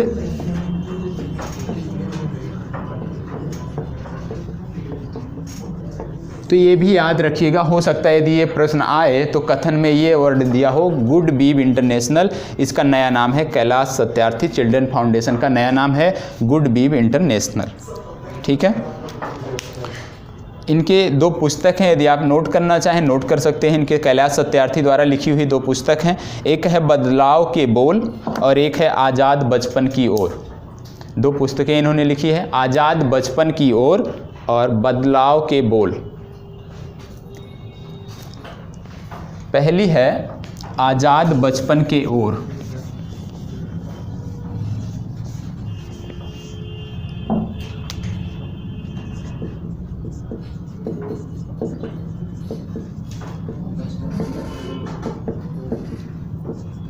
दूसरी है बदलाव के बोल। अब बदलाव आया है, इससे जुड़ा हुआ एक नाम था बोलना ही है। बोलना ही है, ये किसके द्वारा लिखी गई है? ये दोनों तो लिखी गई है कैलाश सत्यार्थी द्वारा। ये लिखा है रवीश कुमार ने। ठीक है, तो इसी से जुड़ता हुआ था, तो इसकी भी चर्चा यहीं पे कर लेते हैं। ठीक है, रवीश कुमार को 2 पुरस्कार दिए गए हैं 2019 में। नाम पता है सबको? ठीक है, उससे पहले एक पुरस्कार और दिया गया था, क्या? हाँ, गौरी लंकेश पुरस्कार दिया गया था, लेकिन इस बार दूसरे को दिया गया, वो नाम आप खोज के बताएंगे। इस बार गौरी लंकेश पुरस्कार किसे दिया गया? पिछले वर्ष रवीश कुमार को दिया गया था, इस वर्ष किसको दिया गया है? ठीक है, ये आपका होमवर्क है। इतना बता दे रहा हूँ कि जिनको मिला है वो बीबीसी के एक स्वतंत्र पत्रकार हैं, जम्मू कश्मीर से संबंधित हैं, और जम्मू कश्मीर में जो भी घटनाक्रम हुआ था उसी को निष्पक्षता से उन्होंने कवर किया था, उसी के लिए उनको गौरी लंकेश पुरस्कार दिया है। ठीक है, नाम आप सर्च करिएगा, आप पढ़ के आइए। हाँ देखो, इन्होंने बता दिया, जमील, यूसुफ जमील। ठीक है, यूसुफ जमील इन्होंने बता दिया है, यही नाम है यूसुफ जमील। जम्मू कश्मीर के हैं और बीबीसी के जो है ये बीबीसी हिंदी के पत्रकार हैं। ठीक है, इनको मिला है गौरी लंकेश पुरस्कार इस बार का। पिछली बार का मिला था रवीश कुमार को। ठीक है, अब आप बताइए, सांभर झील में अभी हाल ही में बहुत सारे पक्षियों की मौत हुई थी, तो कौन सा वायरस था? क्योंकि हम अभी राजस्थान में ही हैं तो राजस्थान की बात कर लेते हैं। ठीक है, तो इसी के बाद राजस्थान से बाहर निकलेंगे। तो बताइए, सांभर झील में किस राजस्थान की चर्चा हो रही है ना, मुक्ति कारवां कहाँ से संबंधित है? राजस्थान से। तो राजस्थान में है सांभर झील, और सांभर झील में जो पक्षियों की मौत हुई थी, प्रवासी पक्षियों को, वो किस बीमारी की वजह से हुई थी? मैंने बोला है, पिछली बार बताया भी है, जब मैंने बताया था तो बताया है। हाँ, क्या नाम था? Avian botulism. एवियन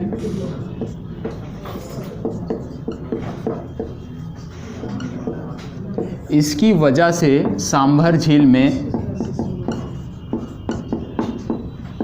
प्रवासी पक्षियों की बड़ी संख्या में मौत हुई थी।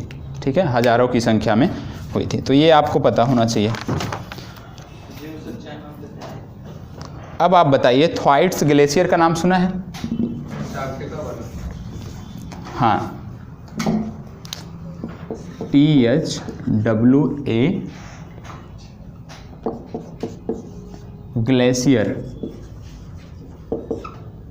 ये क्या है? थ्वाइट्स ग्लेशियर क्या है ये?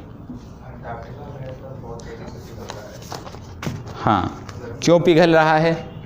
बहुत तेज़ी से पिघल रहा है। सबसे पहली बात, अंटार्कटिका से संबंधित है। यहाँ पे चर्चा क्यों हो रही है? क्योंकि अभी हाल ही में न्यूयॉर्क यूनिवर्सिटी के शोधकर्ताओं ने इसके बारे में कुछ मत दिए हैं, कुछ अपने विचार दिए हैं कि ये क्यों पिघल रहा है। तो क्यों पिघल रहा है ये? इसका यदि आकार की बात करें तो ये जितना ब्रिटेन का आकार है उस आकार का ये ग्लेशियर है। थ्वाइट्स ग्लेशियर, इसका आकार ब्रिटेन के आकार के बराबर है। ठीक है, अब हम बात कर रहे हैं पहले ब्रिटेन की, देख लेते हैं 1 मिनट के लिए। ब्रिटेन में कौन कौन से देश आते हैं? नाम बोल दीजिए, हम लिख दें। और स्कॉटलैंड और वेल्स और ठीक, तो ये आपको पता होना चाहिए। ठीक है, कौन कौन से देश आते हैं। यूनाइटेड किंगडम की बात हो जाएगी तब क्या हो जाएगा? ठीक है, तो उत्तरी आयरलैंड इसमें और जुड़ जाएगा। तो यूनाइटेड किंगडम और ब्रिटेन में क्या अंतर है ये आपको पता होना चाहिए, एक बार बता चुका हूँ। ठीक है, अब आप बताइए थ्वाइट्स ग्लेशियर क्यों पिघल रहा है, जिन्हें पढ़ा है। इस ग्लेशियर के नीचे गर्म जल के स्रोत का पता चला है।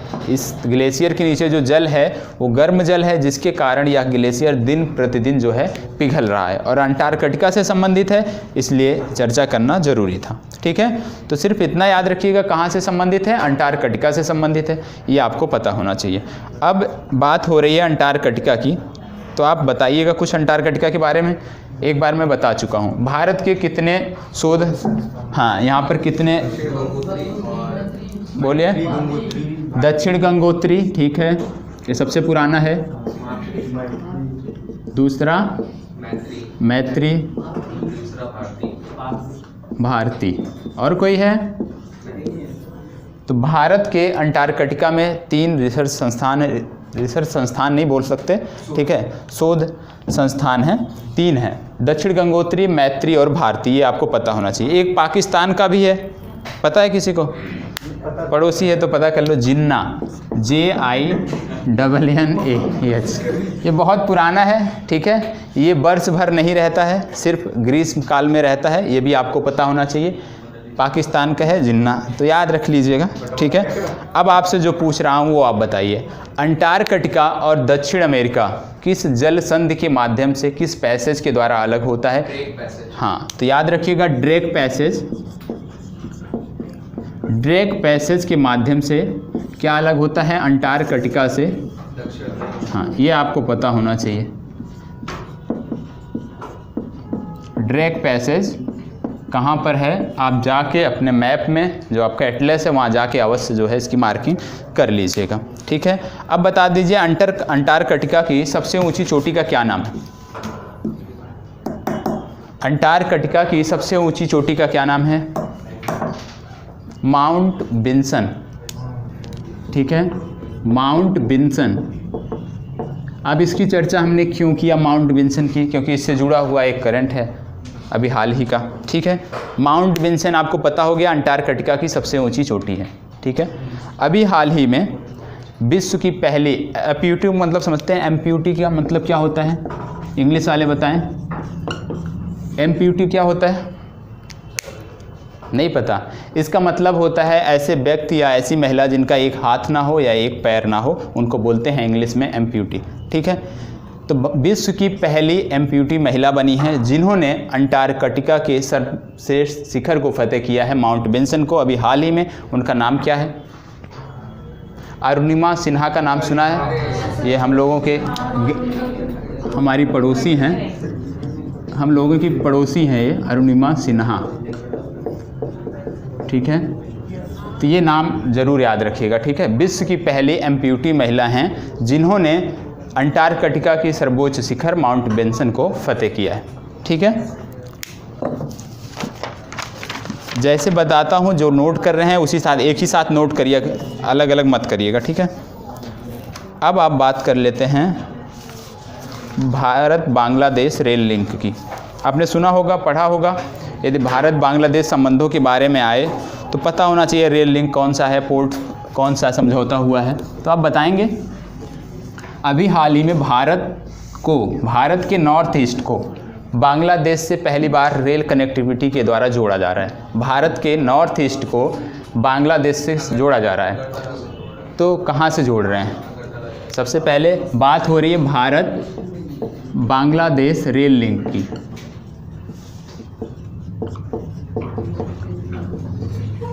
भारत बांग्लादेश रेल लिंक की बात हो रही है। भारत का नॉर्थ ईस्ट जो है पहली बार बांग्लादेश से रेल मार्ग के द्वारा जुड़ेगा। तो कौन सा शहर जोड़ा जा रहा है बताएंगे? त्रिपुरा के अगरतला को बांग्लादेश के अखौरा। ठीक है, तो याद रखिएगा अखौरा ये बांग्लादेश का शहर है। ठीक है, अखौरा को जोड़ा जा रहा है त्रिपुरा के अगरतला। ये आपके लिए महत्वपूर्ण है। ठीक है, क्योंकि इसको मेंस में भी आप लिख सकते हैं। भारत बांग्लादेश संबंधों पे भी कुछ आए तो आप वहाँ पे जाके 1 पॉइंट लिख सकते हैं। अब आप बताएंगे क्या ये पहली बार है?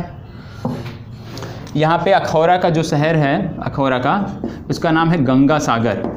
यदि ये आ जाए तो ये भी लिख लें, नहीं तो गंगा सागर देखो तो ये बांग्लादेश में हो नहीं सकता, तो इस तरह की गलतफहमी मत रखिएगा। गंगा सागर ये है बांग्लादेश में, और भारत का जो है निश्चितपुर। हाँ हाँ, तो ये देखिए याद रखिएगा, गंगा सागर जो है बांग्लादेश में है। सिर्फ और सिर्फ अखौरा अगरतला याद रखिएगा, इसके बाद एक वर्ड ये याद रखिएगा, गंगा सागर ये बांग्लादेश में है। ठीक है। क्या इससे पहले कोई और रेल सेवा चल रही थी भारत और बांग्लादेश के बीच? कौन सी थी? एक थी मैत्री एक्सप्रेस, एक थी बंधन एक्सप्रेस। ठीक है, दो पहले से ही चल रही हैं। एक है बंधन, ये भी जल्दी में चालू की गई है, बंधन एक्सप्रेस, और दूसरा था पुराना वाला मैत्री। ठीक है। अब आप बताइए बंधन एक्सप्रेस कहाँ से कहाँ तक चल रही है? बंधन एक्सप्रेस जो चलती है, ये जगह है बांग्लादेश में, नाम है खुलना। ठीक है, ये बांग्लादेश में स्थान है खुलना। खुलना से कोलकाता के बीच चलती है। ठीक है, बंधन एक्सप्रेस खुलना से कोलकाता,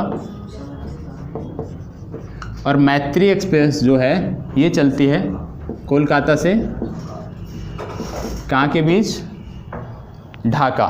ठीक है, कोलकाता से ढाका के बीच ये चलती है। ठीक है, अब कुछ बात कर लेते हैं, शायद पहले भी किया है, रिवीजन हो जाएगा थोड़ा सा। यहाँ पे दो बंदरगाह हैं, एक है चटगांव, एक है मोंगला। इससे संबंधित अभी समझौता हुआ है, आप बताएंगे क्या समझौता हुआ है? चटगांव और मोंगला दोनों से संबंधित भारत सरकार ने बांग्लादेश के साथ समझौता किया है। बंदरगाह का नाम है चटगांव और मोंगला। ये दोनों बांग्लादेश के बंदरगाह हैं। क्या समझौता हुआ है जी? मैं बोल रहा हूँ कि ये बंदरगाह है, भारत और बांग्लादेश के बीच कोई समझौता हुआ है इनसे संबंधित। तो समझौता क्या है, किस क्षेत्र में समझौता हुआ है, बताएंगे? इन दोनों बंदरगाहों के माध्यम से भारत सरकार यदि बांग्लादेश को कोई निर्यात करती है तो उस पर कोई कस्टम शुल्क नहीं देना पड़ेगा, और अपने आप में ये बहुत बड़ी उपलब्धि है भारत सरकार की, तो ये आपको पता होना चाहिए। ठीक है, इन दोनों बंदरगाहों के माध्यम से यदि कोई भी निर्यात हम करते हैं तो उस पर कोई भी कस्टम ड्यूटी भारत सरकार को नहीं देनी पड़ेगी। ठीक है, इसके अतिरिक्त आपने पिछली बार देखा ही था, विश्व इज्तिमा कहाँ आयोजित हुआ था? विश्व इज्तिमा मैंने बोला था क्या भैया? विश्व इज्तिमा। फिर मैंने बोला था एक बोला था मैंने तबलीगी,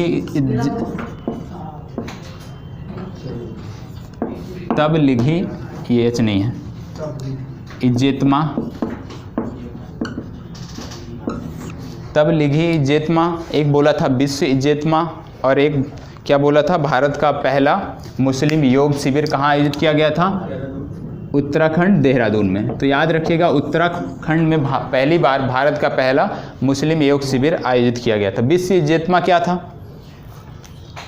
विश्व की दूसरी सबसे बड़ी मुस्लिम मंडली होती है, इसका आयोजन ढाका में किया गया था, बताया था पिछली बार, दोबारा आज बता रहा हूँ। तबलीगी इज्तिमा ये भारत की सबसे बड़ी जो है मुस्लिम मंडली है, इसका आयोजन कहाँ किया गया है? मध्य प्रदेश के भोपाल में। हर बार यहीं पर किया जाता है, मध्य प्रदेश के भोपाल, वार्षिक स्तर पर आयोजन होता है, यहीं पर किया जाता है। ठीक है, तो ये हो गया आपका, याद कर लिया करिए। इसके अतिरिक्त भोपाल में मेट्रो बन रही है, तो बताएंगे उसका नाम क्या है? हंसना मना है भैया। भोपाल में मेट्रो बन रही है, जो लोग हंस रहे हैं वही बता दें। भोपाल में मेट्रो बन रही है, उसका क्या नाम रखा गया है? राजा भोज मेट्रो। ठीक है, ये आपको पता होना चाहिए। और आपको पता है डेंगू से बांग्लादेश सबसे ज़्यादा प्रभावित हुआ था। वर्ष 2019 में बांग्लादेश में जो डेंगू के मामले आए 2019 में, इन्होंने पिछले 18 वर्षों का रिकॉर्ड तोड़ दिया बांग्लादेश में। ठीक है, डेंगू के मामले में सर्वाधिक वृद्धि जो है बांग्लादेश में हुई थी 2019 में। अब आप बताएंगे डेंगू के लिए एक वैक्सीन बनी है, क्या नाम है? जो पहली वैक्सीन बनी थी डेंगू के लिए, पहली वैक्सीन बनी थी, क्या नाम है बताएंगे? नहीं पता है, उसका नाम था डेंग बैक्सिया। डेंग बैक्सिया, डेंग बैक्सिया ये जो है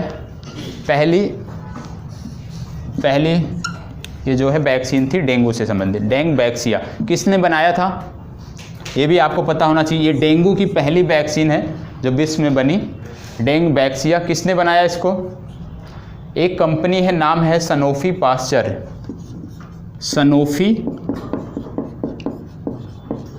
सनोफी पास्चर कहाँ की कंपनी है?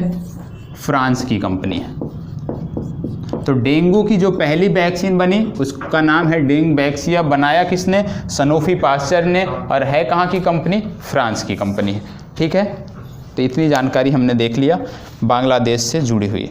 अब आपका होमवर्क है कि आप देखेंगे कौन कौन से राज्य बांग्लादेश से सीमा बनाते हैं। एक बार ज़रूर घर पे जाके कर लीजिएगा, याद है तो भी एक बार लिख के कर लीजिएगा। भारत के कौन कौन से राज्य हैं जो बांग्लादेश से सीमा बनाते हैं। और इसके साथ साथ आपका होमवर्क है कि भारत, पाकिस्तान, नेपाल, भूटान और जो भी म्यांमार, इनसे संबंधित जो भारत की सीमा रेखा है उसकी लंबाई कितनी है क्रम से, वो भी आपका होमवर्क है, आप कर लीजिएगा। ठीक है, कर लीजिएगा ज़रूर। इसके अतिरिक्त आप बताइए, अभी मैंने त्रिपुरा की बात किया था। त्रिपुरा का एक समुदाय है, इस समय काफ़ी चर्चा में है, उसको मैं भूल गया बात करना। बताएंगे कौन सा है? हाँ, क्यों चर्चा में है? कहाँ पे? ये समुदाय है त्रिपुरा का। ठीक है, कहाँ पे स्थापित किया गया है? सिर्फ सिक्किम में भेज दिया आप? क्या भैया, पढ़े नहीं अच्छे से तब? अब इनको त्रिपुरा में बसाया जाएगा। भारत सरकार और त्रिपुरा राज्य प्लस इनकी एथनिक ग्रुप के बीच समझौता हुआ है कि इनको जो है त्रिपुरा में बसाया जाएगा। तो ये जो जनजाति है, जो ब्रू जनजाति है, ये है कहाँ से संबंधित? मिजोरम से संबंधित है। इसका ओरिजिन जो है, मेन जो है इसका मिजोरम है। ठीक है, ये आपको पता होना चाहिए कि कहाँ से संबंधित है, मिजोरम से संबंधित है। अब बसाया कहाँ जाएगा? त्रिपुरा में बसाया जाएगा। कब वहाँ से अलग हुए थे मिजोरम से? 1997 में। ठीक है, 1997 में ये मिजोरम से विस्थापित हुए थे। क्यों विस्थापित हुए थे? निर्जातीय संघर्ष वहाँ पे बढ़ गया था, उसकी वजह से उनको वहाँ से हटना पड़ा। तो यहाँ पे सिर्फ ये जानना है कि ब्रू जनजाति कहाँ से संबंधित है, किस प्रदेश से संबंधित है और अब कहाँ बसाया जा रहा है, तो आपको पता होना। अब इनको मिजोरम से संबंधित थे। 1997 में मिजोरम से निकले और त्रिपुरा में रह रहे थे। अब अस्थायी रूप से त्रिपुरा में इनको बसाया जाएगा, इनके लिए आवास उपलब्ध कराया जाएगा और जो भी मौलिक मूलभूत सुविधाएँ होती हैं इनको भारत सरकार उपलब्ध कराएगी। ठीक है,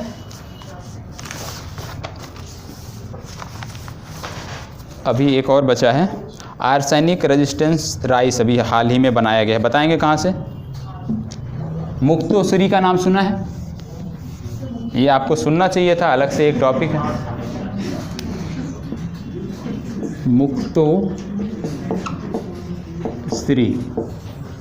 मुक्तोश्री ये अलग से एक टॉपिक है, ये आपको पता होना चाहिए।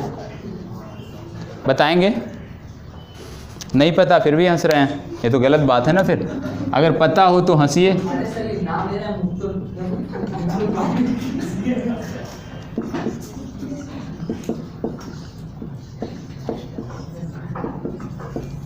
मुक्तोश्री एक आर्सेनिक रेजिस्टेंस राइस है, ये आपको पता होना चाहिए, बहुत महत्वपूर्ण है।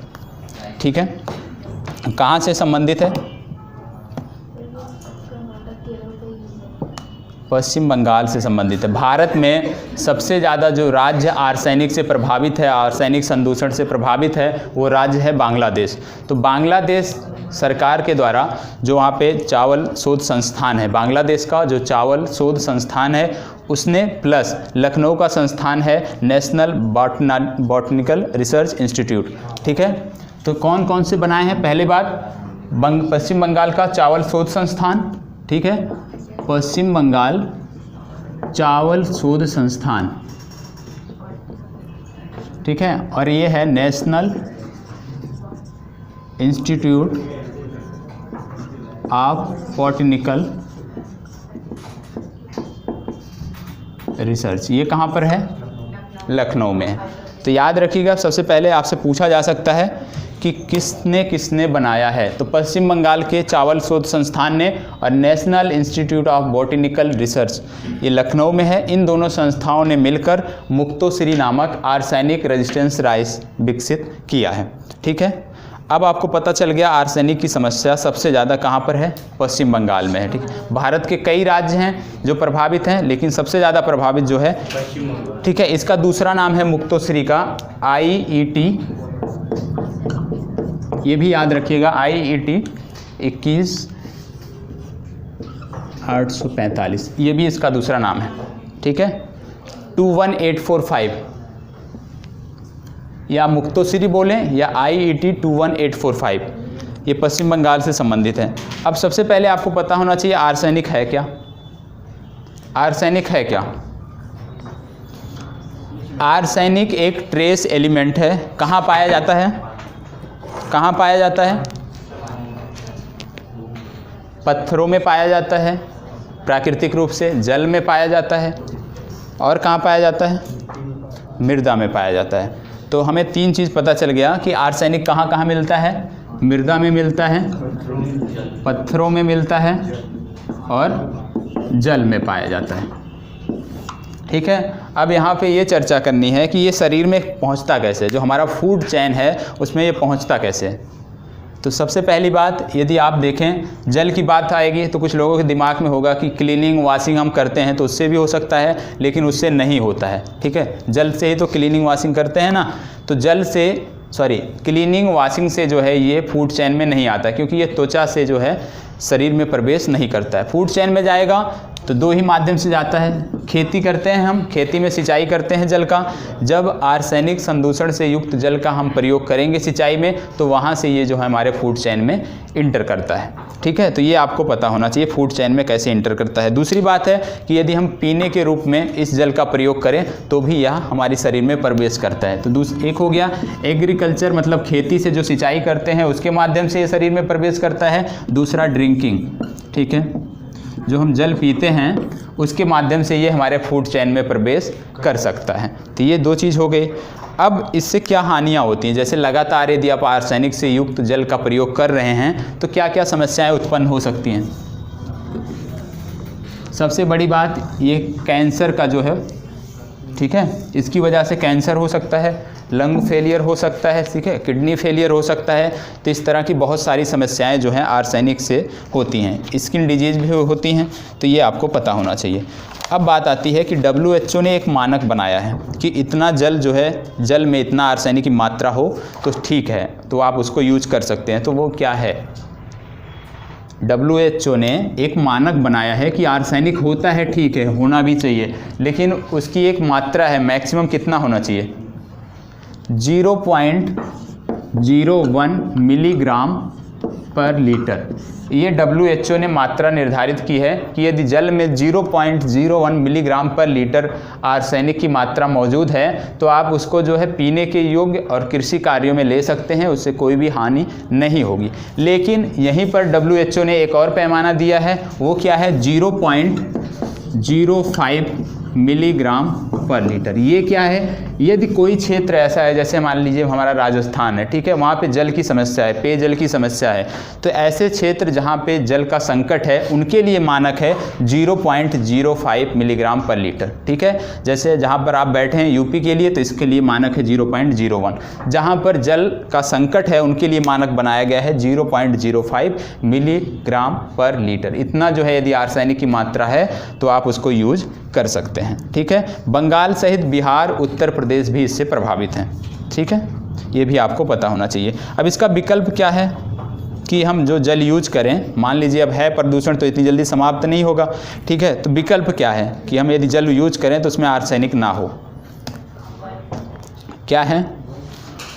नहीं, सरफेस वाटर का हम यूज करें, जैसे नदियों का पानी होता है, झीलों का पानी होता है, ठीक है, मतलब ग्राउंड वाटर का यूज ना करें। ठीक है, क्योंकि ये ग्राउंड वाटर में उपस्थित होता है, तो ग्राउंड वाटर का यूज नहीं करना है। इसके साथ साथ रेन वाटर हार्वेस्टिंग, काफ़ी चर्चा में रहती है, उस तरीके से भी यदि हम पानी को इकट्ठा करके उसका यूज करें तो उससे हम आर्सेनिक जो समस्या है, आर्सेनिक संदूषण है, उससे निजात पा सकते हैं। इसके अतिरिक्त फ़िल्टर करना एक अलग विकल्प भी है, लेकिन वो सबके लिए जो है वो नहीं हो सकता, महंगा है। ठीक है, तो आम आदमी के लिए क्या हो सकता है कि वो रेन वाटर हार्वेस्टिंग करे या तो नदियों झीलों का जो सतही जल होता है उसका उपभोग करे। ठीक है, अब बंगाल में समस्या क्यों ये सबसे ज़्यादा है? चावल क्यों, ये जो चावल बनाया गया मुक्तोश्री बंगाल में ही क्यों बनाया गया? आपको पता है सबसे ज़्यादा चावल की खपत जो है बंगाल में ही होती है, तो इसलिए उनको एक विकल्प चाहिए था कि किस प्रकार से उनका जो है दैनिक जो उपभोग है वो प्रभावित ना हो, इसलिए उन्होंने इसको जो है बनाया है। अब बात आती है अगले प्रश्न की। ये समझ में आ गया? समझ में आ गया? किसने, किस संस्था ने मानक रखा है?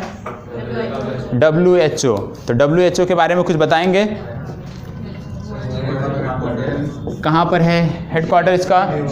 जेनेवा। जेनेवा कहाँ पर है? बहुत सही, सबको याद है। इसके प्रमुख कौन है बता दीजिए फिर, जैसे अभी तक बोल रहे थे ऐसे बोल दीजिए। टेड्रोस अधानो। ठीक है, टेड्रोस अधानो जो है WHO के प्रमुख हैं। अब ये जेनेवा में है, स्विट्ज़रलैंड में है, तो आपको पता होगा जेनेवा स्विट्ज़रलैंड बेस्ड बहुत सारे अंतर्राष्ट्रीय संगठन हैं और जो हमारी परीक्षा के लिए महत्वपूर्ण होते हैं, कथन के रूप में अक्सर पूछा जाता है।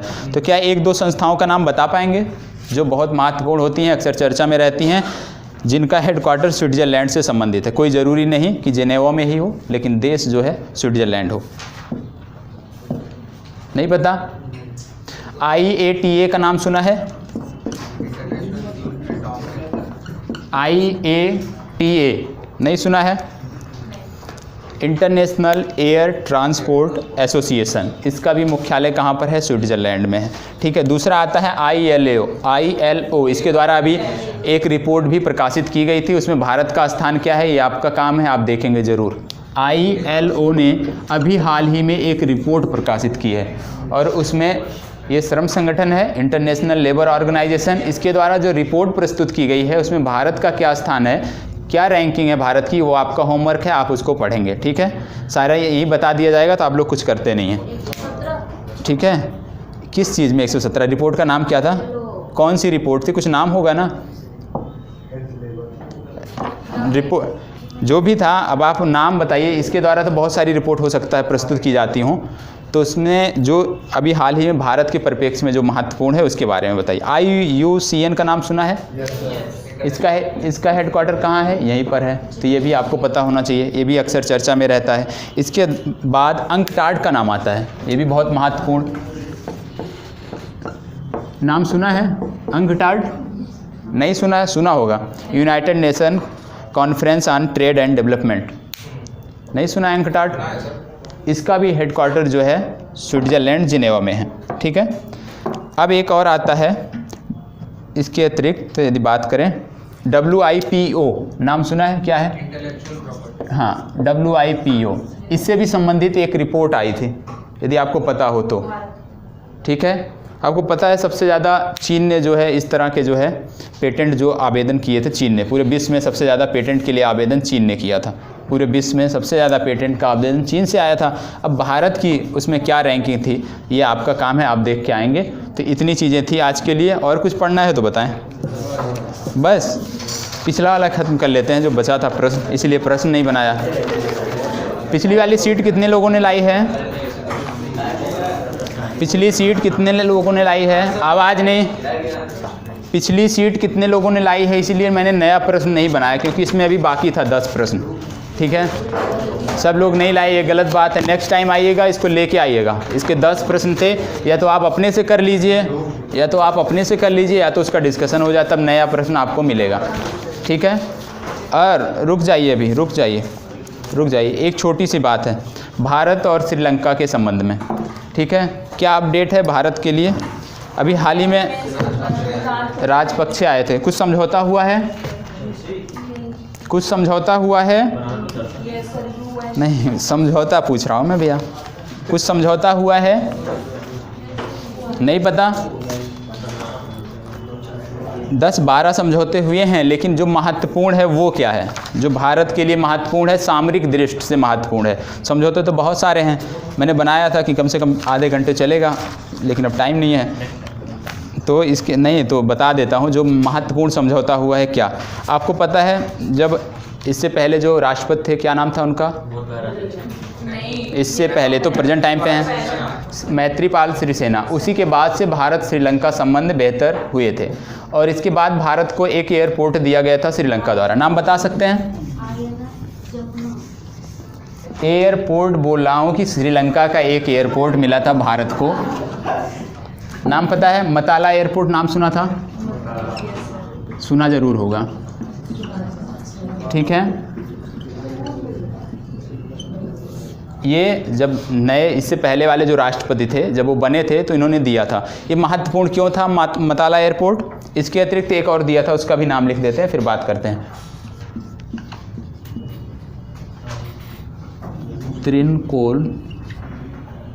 त्रिकोल मल्ली, ये क्या थी? ये पोर्ट था, पोर्ट के साथ ही ऑयल फील्ड भी है। ये जो दोनों समझौते हुए थे पूर्व के राष्ट्रपति द्वारा, जो वर्तमान राष्ट्रपति हैं इन्होंने इससे अपनी सहमति वापस ले ली है। इन्होंने कहा जो पहले समझौते हुए थे इन दोनों से संबंधित उसको हम वापस लेते हैं। इसलिए महत्वपूर्ण है भारत के लिए, क्योंकि सामरिक दृष्टि से ये दोनों महत्वपूर्ण थे। क्यों थे? मताला एयरपोर्ट क्यों महत्वपूर्ण था?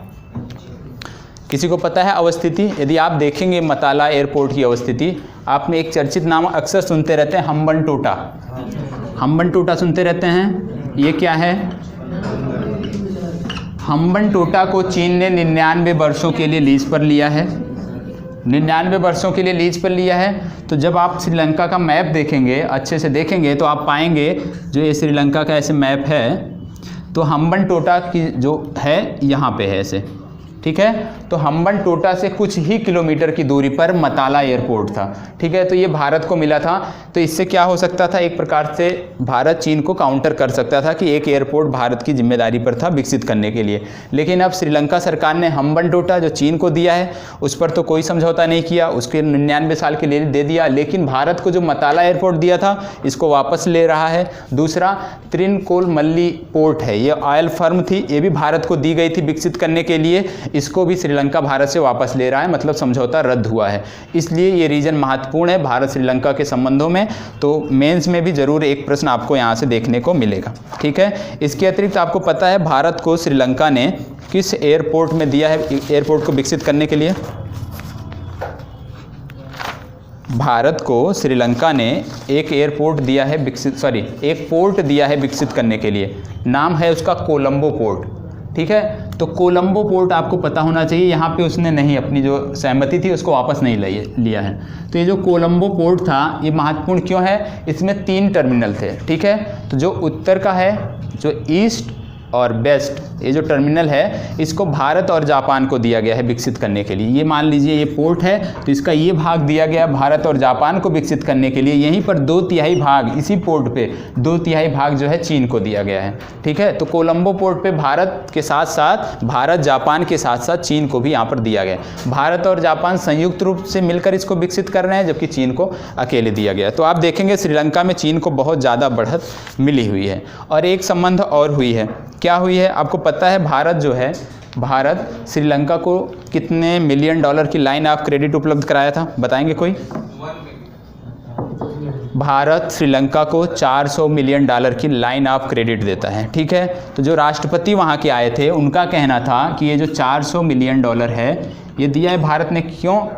अवसंरचना विकास के लिए, ठीक है। अवसंरचना विकास के लिए दिया है।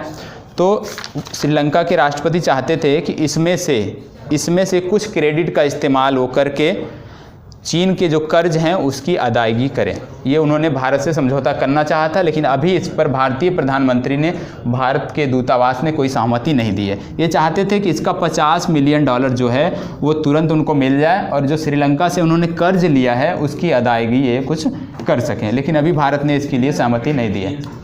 चीन से श्रीलंका चाहता है कि चीन से जो कर्ज लिया है उसकी इससे अदायगी कर सके। तो मोटा मोटा यदि आप छोटा सा देख लें तो इतनी चीज़ें जो है मेन जो है हुई थी, ठीक है। इसके अतिरिक्त जो श्रीलंका में ईस्टर बम अटैक हुआ था, सबको पता है ना? ईस्टर संडे बोलते हैं ना, बम अटैक। सैटरडे संडे था ना। तो उसमें जो हुआ था, भारत सरकार ने अपनी लाइन ऑफ क्रेडिट जो है इसी से कुछ राशि जो है दिया है कि आप आतंकवाद के खिलाफ भी कार्रवाई में उसका उपयोग कर सकते हैं। अभी तक क्या था, जो लाइन ऑफ क्रेडिट दी जाती थी उसका उद्देश्य होता था सिर्फ और सिर्फ अवसंरचना विकास के लिए। और आपको पता है भारत जो है श्रीलंका में गांधी विलेज बना रहा है, गांधी विलेज विकसित कर रहा है। क्यों विकसित कर रहा है? जो श्रीलंका के उत्तरी भाग में जो हमारे तमिल भाई रहते हैं, जाफना से संबंधित रीजन में, उनके लिए, क्योंकि वो युद्ध से पीड़ित थे, वहाँ उनको विस्थापित किया गया, तो उनके लिए आवास उपलब्ध कराने के लिए जो गांधी विलेज है, इस टाइप के जो है भारत सरकार पहल कर रही है। लगभग 5000 से अधिक जो है गांव बसाए जा रहे हैं भारत सरकार द्वारा। ठीक है, तो आज के